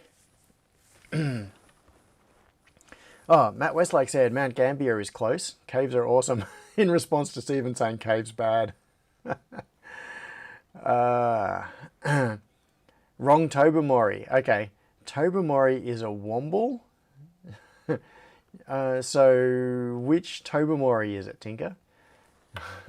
In any case, that Tobermory looked awesome. The one in Scotland. Mount Gambier is close. Caves are awesome. No, caves terrify me. I am claustrophobic. So going into caves. I did some caving many years ago in Gippsland, mostly because it was a scary experience that I wanted to try. And I got through a very tight restriction where I had to turn my head sideways to fit, because the restriction was narrow enough that my head would not, with a helmet, would not fit straight. So I had to turn my head and sort of wriggle like a worm to get through, and there was a bend partway through the restriction, so super tight. I was basically jammed in, touching the top and the bottom at the same time. And yeah, as Matt Westlake said, caves with water are a lot different from caves without. Yes. Yeah, they're a lot different without gravity. Yeah. Which is something that Gus and Woody say all the time. Well, Gus in particular says it all the time. Gus, this is on the Dive Talk YouTube channel. Yeah. Zero gravity inside a cave means that things that would be very hard if it was dry become easier when it's wet, because you can just float through things. You don't have to climb walls, you just swim up. Yes, zero gravity.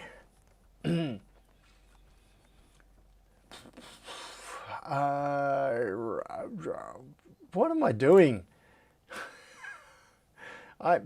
Today's stream really has just been a filling in time thing, hasn't it? It's just been me randomly talking about stuff.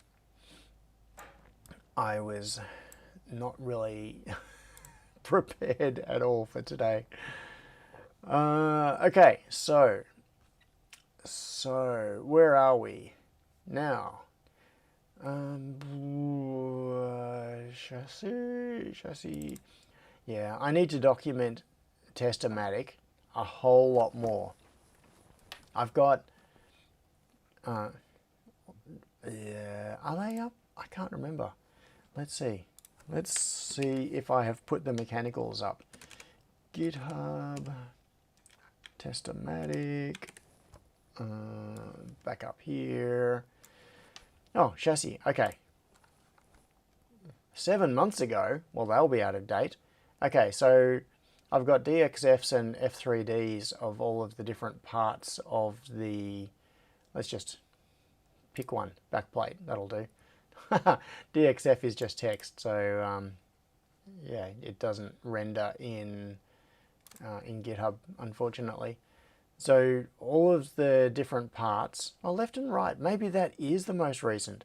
Was it 7 months ago that I lowered the deck on the chassis to allow bigger test modules? It might have been that long, because originally the left and right plates were the same. It was just a side plate. Now there is a side plate left and a side plate right, but there's no versioning in this. I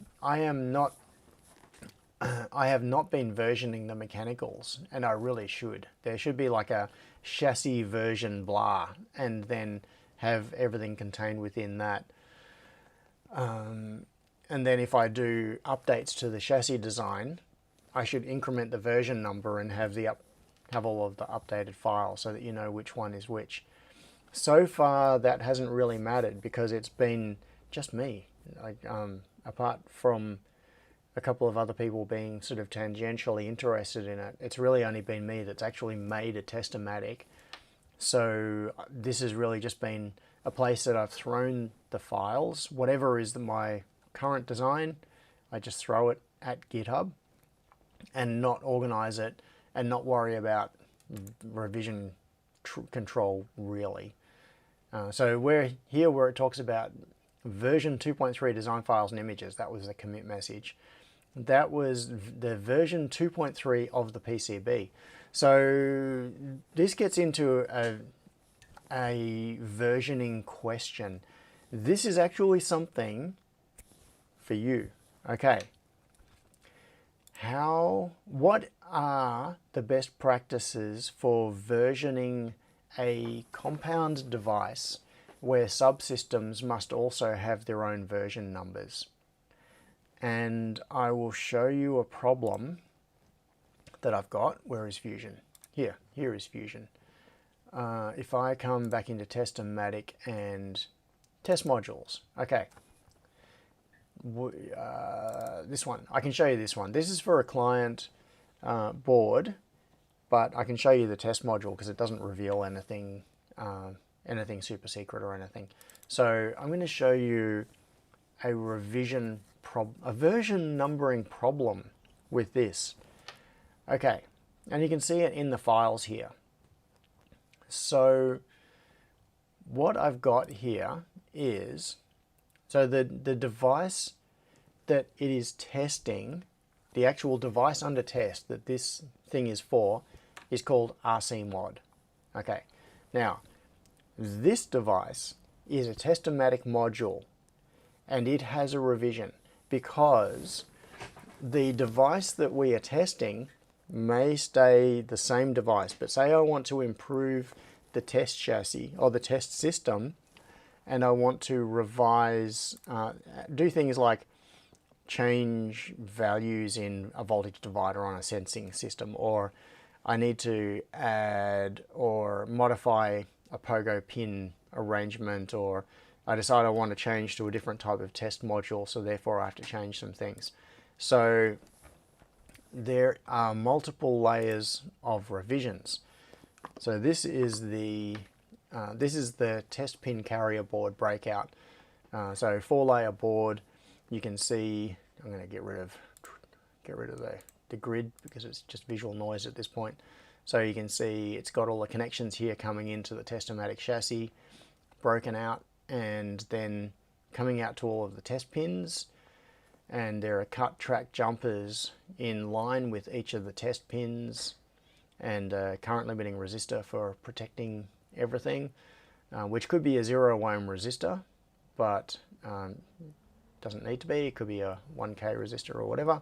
So the point is, how do you account for the versioning of this device dependent on another device? Because this, if you look at the name of the file up here, it is tmmod v1.2 for rcmod v2.2.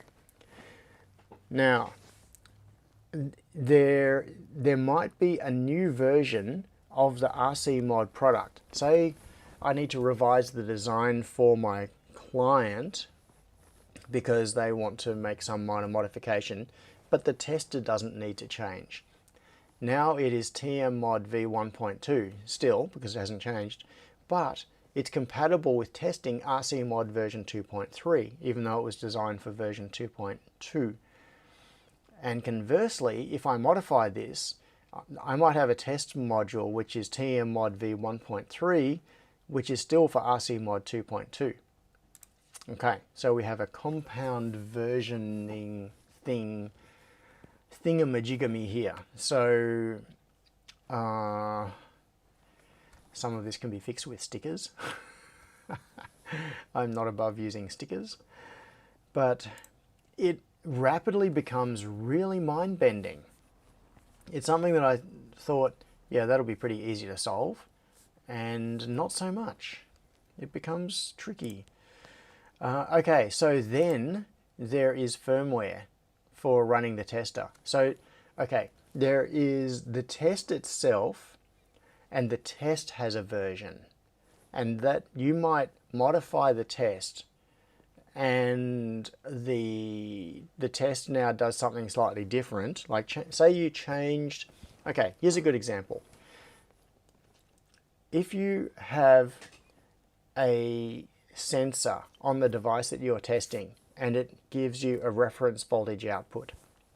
Imagine, a better example. Say you have a power rail on your device under test and it is nominally 3.3 volts. Now, there is always going to be some variation. So what you need to do in your test definition is say what the acceptable variation is on that power rail.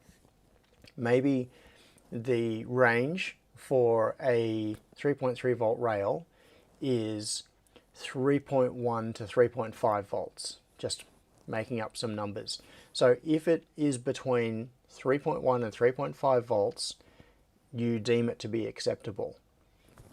Now, you might discover that your test range is too broad, and now you need to tighten it up. So now you change it so that the test is between 3.1 and 3.4 volts, because you don't want over voltage situations occurring. So now the device you're testing has not changed. The firmware that it runs has not changed.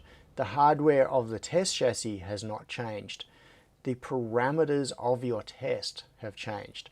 So now you have a new test version, because you need to know, looking back at serial numbers of devices you've tested in the past, what revision of the test did you test against? Because you might have a device out there in the field that passed the test on an old version and would not pass on the current version. And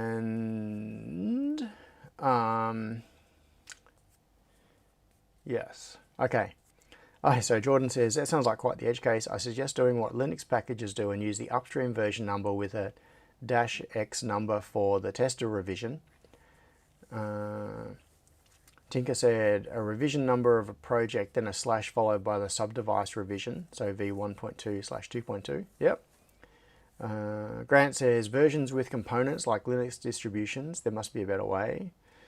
And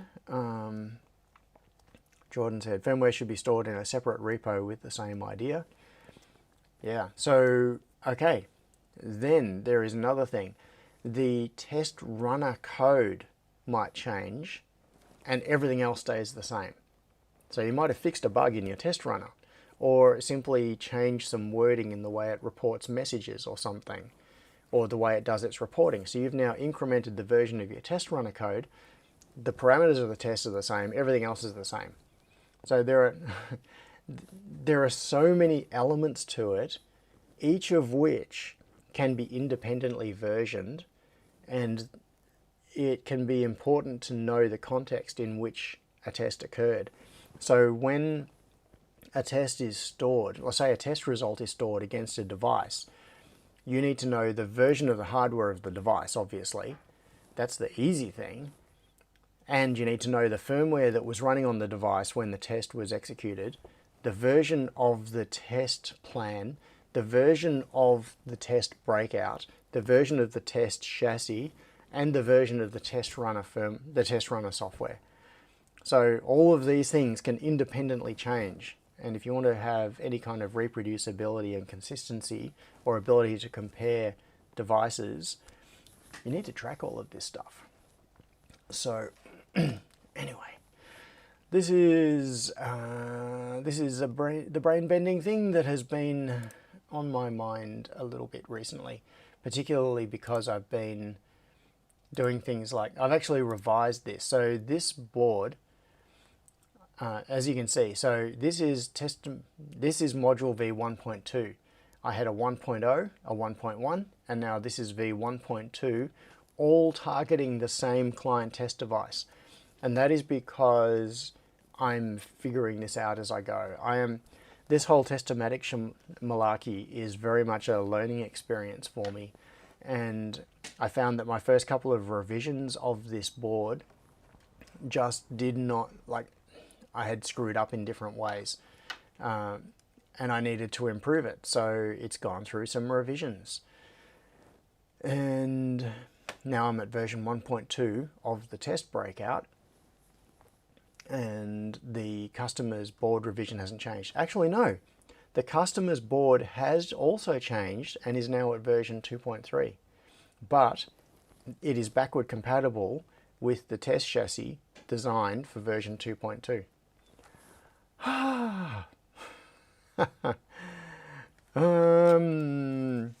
So Paul said, I would use submodules which allow the top level repo to snapshot the versions of the submodules. That in some ways that can work, but some parts of it can't, because the test chassis is not tightly coupled. So the test chassis can have its version incremented. It can have multiple test modules, and the modules can test potentially multiple end devices. So I can't tightly tie all of those revisions together. I need to be able to record them, but I can't make them tightly coupled in the form of sub repos and those sorts of things. Grant said, might want to save all the versions with the test results. Tester hardware, Testomatic, device test board, module software, versions of Testomatic software, module software, if appropriate, script. Yes, I do that. So at the moment, what in the test results that I'm saving, which are being saved as a text file, there is a revision, like a version number of the test plan, which is what is being executed. It records that. It knows the hardware revision, the firmware revision, and it records what tester it was executed on. So a lot of that information is already stored. What it is not storing is the version of the test module. And that is because I am not yet using the EEPROM. So one of the, okay, this is something for you to have opinions on. How should I use this EEPROM? I stuck this EEPROM on the test module with the idea being that it could be used to identify the test module and therefore the device under test to the test runner. So the test runner can read the EEPROM and see what module is currently loaded, and therefore it knows what tests it needs to run. But that is as far as I've got. The hardware is there, the EEPROM is in place, and I have never actually tried reading or writing to it. So Jordan said, as if we weren't going to have opinions on it, all of it anyways. Oh, and Grant asked, how big is it? Yeah, I think it's 32K. It's the same EEPROM as used on Raspberry Pi hats. So where is it? It's a Cat24C32. Cat24 C32 EEPROM. It is this 32 kilobit I2C EEPROM.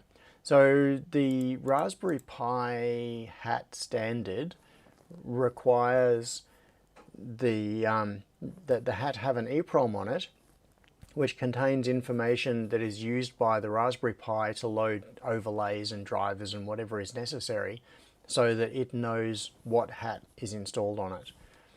And this is the EEPROM that is typically used for that. So I deliberately used the exact same EEPROM as is used on Raspberry Pi hats, because I figured that it's a known quantity, the tool chain is there, Raspberry Pi can talk to it, so it's like a safe bet.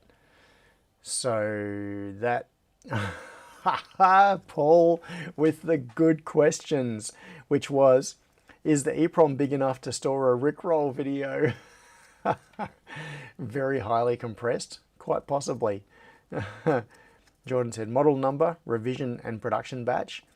Yeah, production batch, that's another bit of information. That is stored, the production information is stored in that cloud service thingy, the register that I had up on GitHub earlier, because that is logged as a piece of data. Well, there is a record in the database that represents the individual device, the actual device that you are testing, like the thing. In fact, this thing has a QR code on it and a number. So this one is number 3990. That's the serial number for this board. If I looked up 3990 in the on the database, it would tell me when this board was assembled, what the version is, what firmware was loaded on it, when it was tested. We're already recording all of that information. Production batch of the tester board. Ah, right, yes. Grant says I would store 1, serial number, 2, hardware revision, 3, software revision if there is software on the board. Yeah, we're storing all of that and way more. All right, I've missed a couple of comments, so I'm just scrolling back. Jordan said, configuration IDs that map to a specific set of versions so that you don't have to have so many fields in your test report, kind of like a UUID. Ah, yeah, like batching. So you'd have a compound ID that represents multiple other things. That could be done. It'd be like a foreign key in a database where you're referring. So you could have a record in a table, and that record is a set of test conditions, which includes the chassis, the test module, the revision of the test module, the whatever, and that is like a set that consists of this is how the test was executed, and then you just reference that ID. That would be one way of doing it. So you'd say, this was done using test condition 73, and from that you'd know all the details of what the hardware was and what the test version was and that sort of thing. Yeah, that's true. Yeah, that could be done. I'm not sure that optimization is necessary because database space is cheap comparatively. We're not talking about multi-million record data like tables here. We're talking about, so in the last couple of years, to give a sense of scale, in the last couple of years since I've been doing this stuff here in the lab and with Tom building boards, we are now at serial number approximately 5,700, I think it is. 5,000, it's in like the 5,600, 5,700 range, are the most recent boards that we were building on Thursday, or whenever was the last time we ran the pick and place machine. And so we're, so this one that I've got right here, which is serial number just under 4,000, it's serial number 3,990. This would have been from a little while ago. So we're not talking about database tables with millions of rows. We're talking about thousands of rows, and having, it's not a scaling issue in that respect. And I don't mind storing lots of information against each record. I would, I see what you're saying. So David's comment, I had not quite twigged on this one. Okay, so David's thing about the compound foreign key representing a test set was to take that key and put it in the EEPROM on the board. That had not even occurred to me. Okay, I was misinterpreting your suggestion, I think, David. Sorry about that. What I was thinking was that the EEPROM on the board would contain, where are we? Looking in the wrong place. Oh no, that's the right place. So the EEPROM on the test module would contain like an ID for the test module, a serial number essentially, which would be a database reference, and then the tester would use that to know what type of test module it was, what the hardware revision is. So there would be a database record for the ID of this particular test module. And then that would be tied back to, that could be tied to a dynamic set of test conditions, potentially. Yeah. Oh, Jordan says, I used to work in a production plant that were working with millions of rows, so I was working hard to reduce database overhead. Yeah, that's a different sort of scenario. I am niche compared to that. I'm not large scale production. We're making in the order of, a couple of thousand boards a year.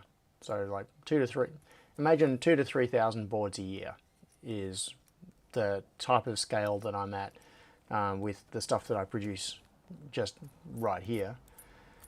And so when like a proper a, a, a volume assembler could be doing that in a day. So it's a very, very different scale of operation. But you're right that I should be. I suppose the way I should be thinking is imagining that was the scale, because good design principles that apply at the large scale are also good design principles at a smaller scale. But it doesn't necessarily work the other way. A design that works at small scale does not necessarily work at a big scale. And yes, I know there are limitations to that as well. You can't necessarily take big scale infrastructure and make it work at the small scale. There are sometimes that produces too much overhead, too much restriction, and too many steps, and too much red tape and that sort of thing. So having flexibility and agility at the small scale is also a benefit. But that is a balance. Okay, so Jordan said, the whole place ran on MS Access when I got there. Okay. Yeah. All right.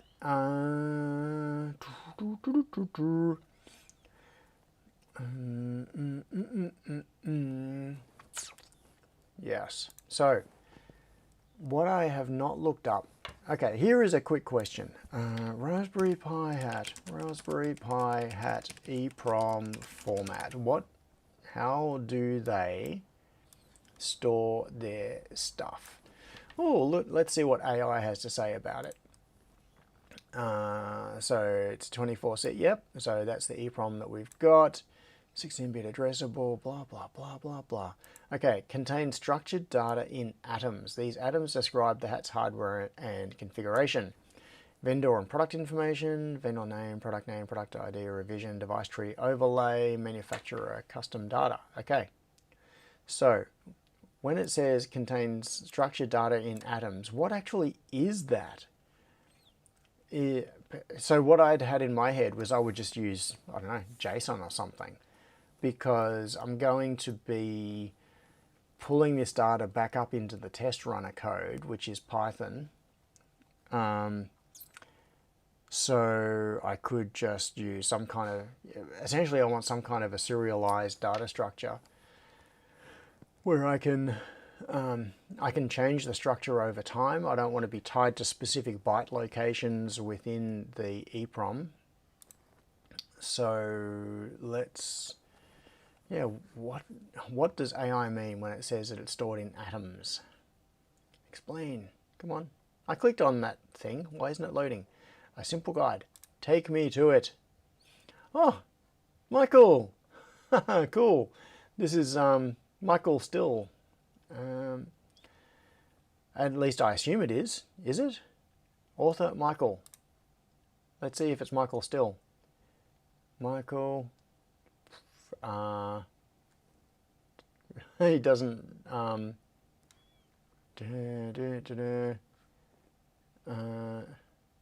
conference, let's see, this might give some clues, if this is the Michael I'm thinking of. CloudCon 2025, let's go back to old, yes, there's Michael. I haven't seen Michael for years. Oh, that's really cool. Okay, back to here. Raspberry Pi Hat Identity EEPROMs, a simple guide. So Michael has been working on, yeah, so one of the times that I went to visit Google, in California. It was organized by Michael. Pete says food. Yes, and Amanda says lunchtime. Yeah, you're absolutely right. Tinker says JSON will make perfect sense as long as it'll fit in your EEPROM. Yeah, so we've got 32 kilobits, which is not that, it's not that much. It's not that much. I'd need to be selective about it.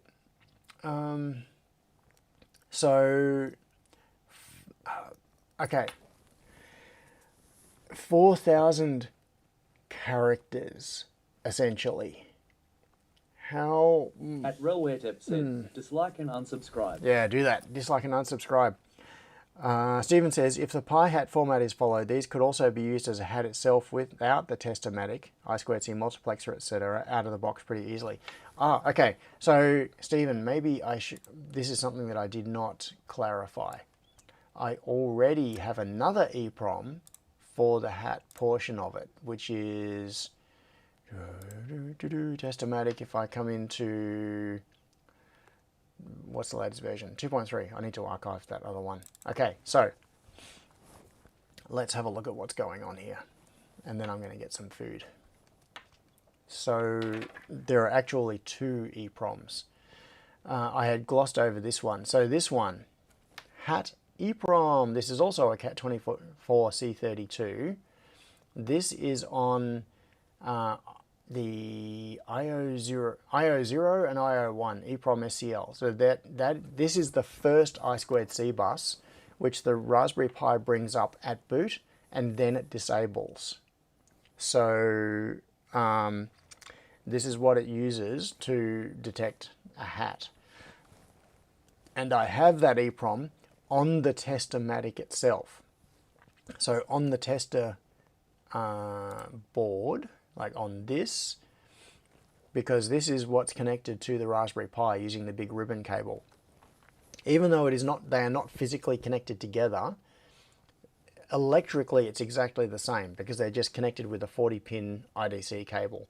It's as if the Raspberry Pi was plugged straight into this, and this is a big hat. So as far as the Raspberry Pi is concerned, the Testomatic is a hat. And so what I did was I included this EEPROM to make it appear as a hat. I just haven't done anything at all with putting anything useful into the EEPROM and that sort of thing. I have not gone down that rabbit hole yet. So this is on, and you can see it's got all of the address pins tied low. So this will be at the default I2C address. And it is on IO0 and IO1 EEPROM. And in the module, IO0, IO1 EEPROM, this is... have I screwed up here? Probably. So you can see this is also all tied low. Is that the same? Is it on the same bus? This could have just discovered a huge mistake I've made. So this is on IO01 EEPROM, which is brought out to pin B16 on there, on SCL, and this, this would be funny. I say it's funny because that's the only way I can take things like this. And this is on, it's on the exact same thing. I screwed up with the address. That's what it is. So, okay, my thought process. This is what my plan had been. I would have the hat EEPROM on the Testomatic chassis, so on the main device, so that the Raspberry Pi identifies the Testomatic as a hat and then loads whatever it needs to do. Then the module that plugs into it would also have an EEPROM, but at a different address. So I'm going to have to do some design revisions. Luckily, I think I can, yeah, I'll be able to patch PCBs, like just the ones that are already existing. So what I should have done, this is on the module, is I should have taken address 0 and tied it high. Just put a pull-up resistor or something on it. So what I should have done is doink and grab something like that. I mean, I'm not going to save any of this. This is just electrically what I should have done. So what I should have done is taken address 0 and pulled it high on the EEPROM that is on the test module. So it is the same type of EEPROM as on the main Testomatic board, but it's at a different address. And then the Raspberry Pi can look at that EEPROM and figure out what its ID is. Now, there is another I2C bus. There are actually two I2C buses here. There is bus 0, which is the one that the Pi looks at when it first boots. That's how it reads its, the hat that's on the, the EEPROM that's on the hat. And then it disables it. And then there is bus 1, which is the one that we're using for talking to all our I/O modules and different bits and pieces. So on the Testomatic thing here, you can see that there is SCL and SDA on the EEPROM. That is I2C bus 0. And then there is another one, SCL and SDA, which is used for talking to I/O modules and different things. That is bus 1. So, yeah, I screwed up. That would have been interesting if I'd started trying to talk to the EEPROMs and there were two of them on the same bus. I don't know what would have happened. They probably would have... I wonder if you'd end up with redundant EEPROMs, because if you've got two devices on the same I2C bus and you're driving them both, they would essentially be responding in parallel. They would be time locked because the clock comes from the host. I reckon it would work. I reckon what would happen if you had two EEPROMs identical on the same bus, on the same address, and you wrote data, it would write it to both EEPROMs. And then when you read data, they would both respond, but their signals would be clock matched and it would work.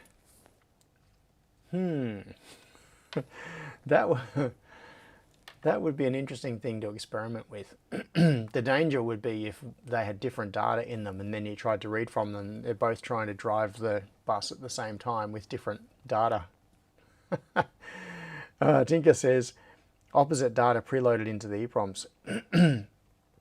Jacksec said you'd have phase drift down the trace. Yeah, but only very, very small, because the clock is being generated.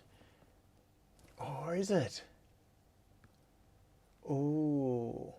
Oh no, yeah, if they don't implement clock stretching. If they do implement clock stretching, you'd have a problem. But if they do not implement clock stretching and the clock is being purely generated by the host, they would stay in sync, I'm pretty sure. There would be slight edge offsets, but we're talking about a few centimeters of trace length, so I don't think it would be a killer. But it would be very interesting to see. It would be very interesting to see that on a scope. Tinker said, opposite data preloaded, read them and implode the universe. Yeah, it's like matter and antimatter joining together. Tinker said we're into bodge time. Yeah, we are into bodge time. But I'm not gonna stop and bodge this right now. I do need to eat. I really need to eat. Oh, Jacksec said depends what your clock speed is. Oh, Tinker says if you want to see I2C chaos, check your Discord DMs. Ooh. Okay. Check my Discord DMs. Where is my Discord? Oh, I got messages from Tinker. Okay, here we go. What? What am I seeing here? Okay. Is it okay to show any of this? I can see, I'm just checking whether there's anything. I'm not going to actually show these photos unless you tell me it's okay. There are some internal IP addresses. Yeah, I don't think there is anything.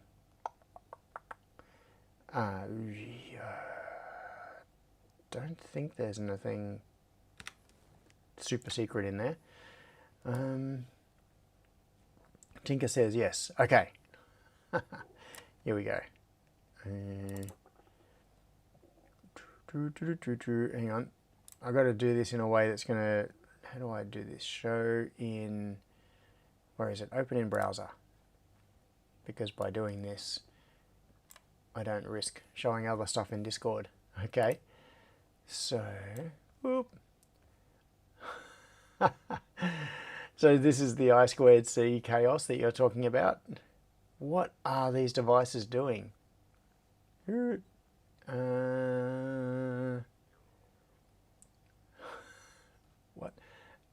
That, what? Okay. That's a whole lot of devices. I'm trying to read what that one is. In is that an INA 219 that I can just read there, as in a current sensor? I think it might be. Can't really see what other things are.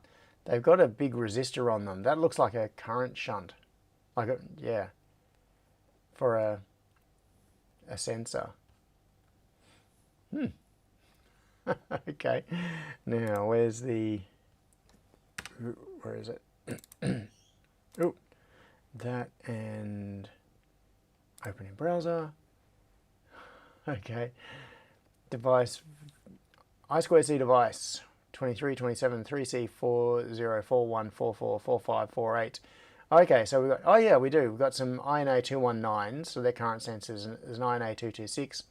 SSD 1306 is a display. That's a 1306 I think is a 128 by 32 display.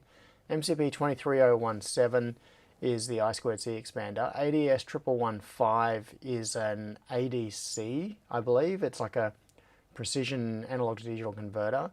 The PCF 8574 is also an I/O expander.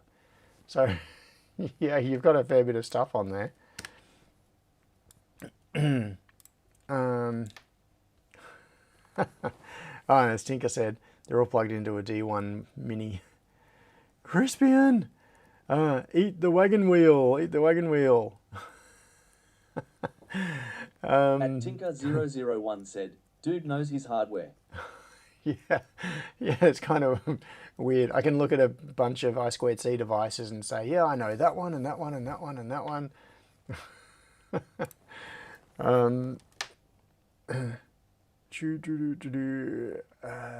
Test setup for... Okay, so yeah, test setup for working out how to identify I2C devices. Yeah. Cool. All right.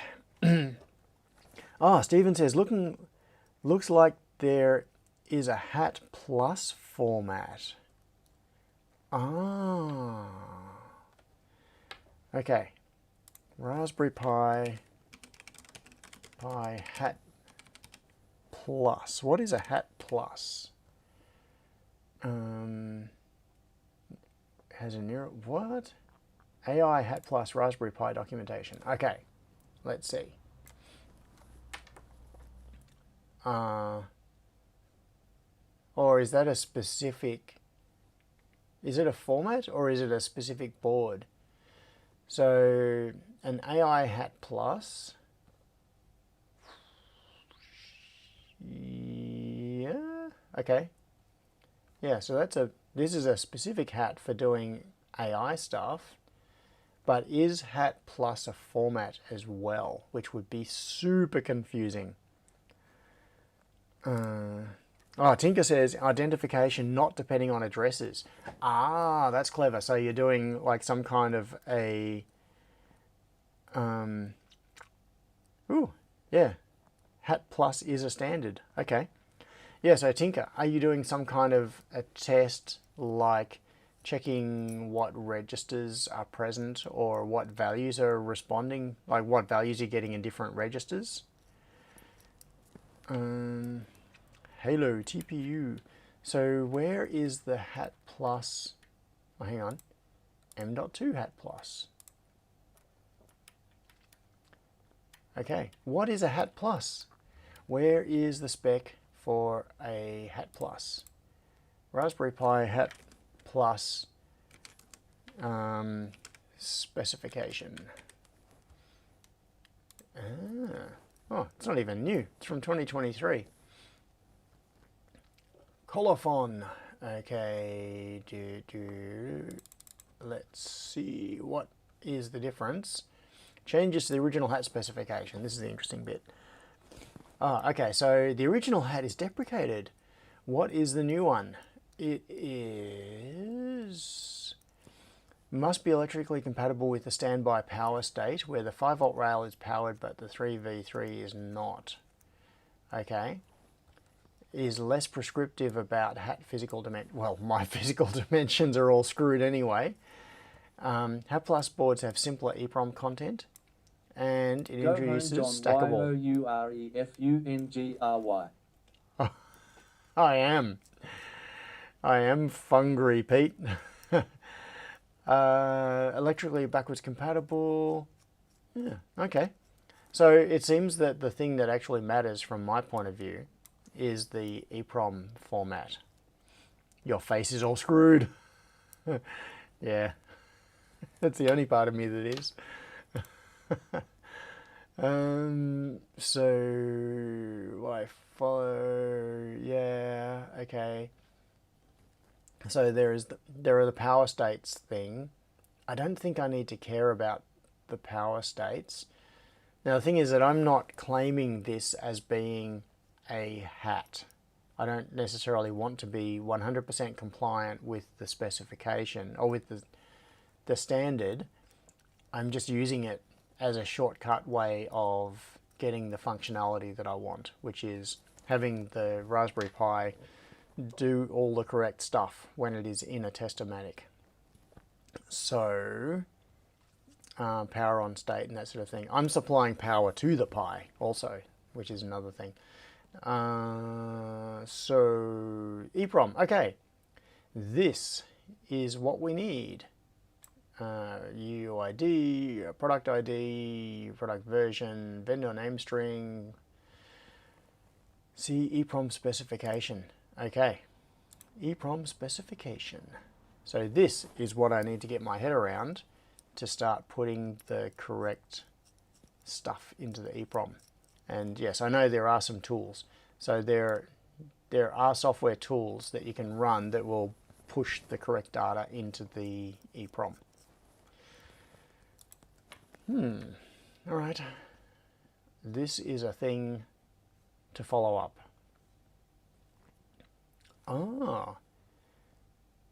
Hat plus M key. Hat, Raspberry PoE hat, PoE header location. Yeah, okay. So they've got some mechanical standards there with clearances for the cables for cameras and screen, I think is one of them.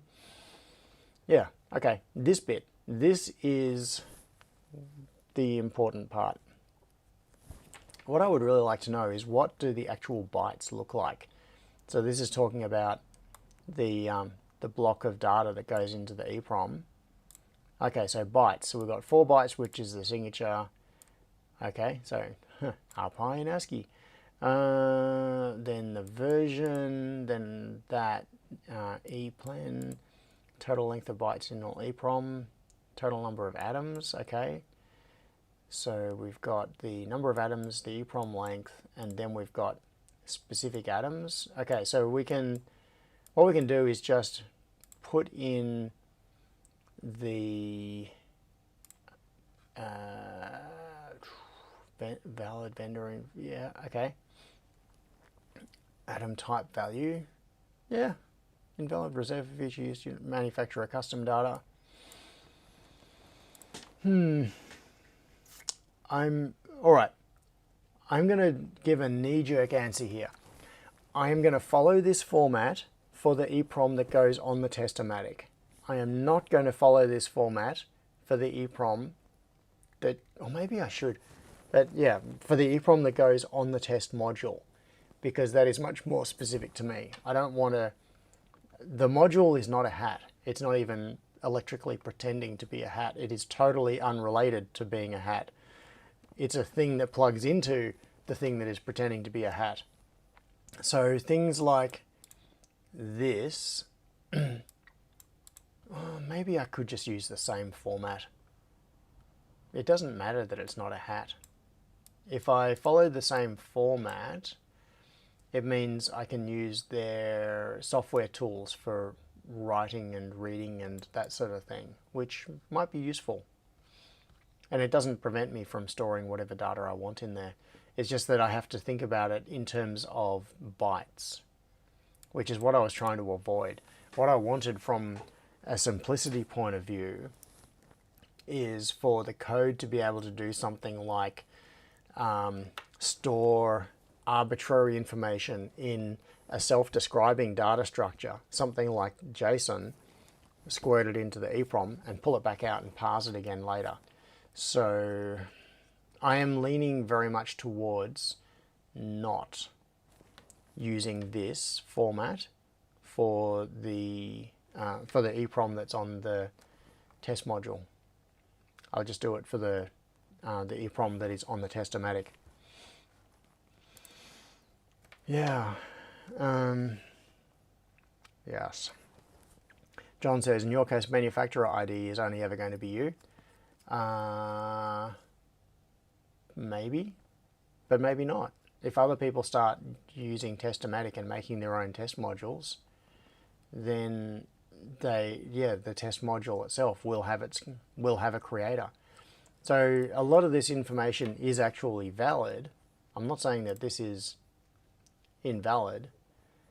It's just that I want something that gives a bit more flexibility and a little bit more free form, and where I don't have to be thinking about specific byte locations, like the byte at address blah in the EEPROM represents this particular thing. I want a bit more flexibility than that.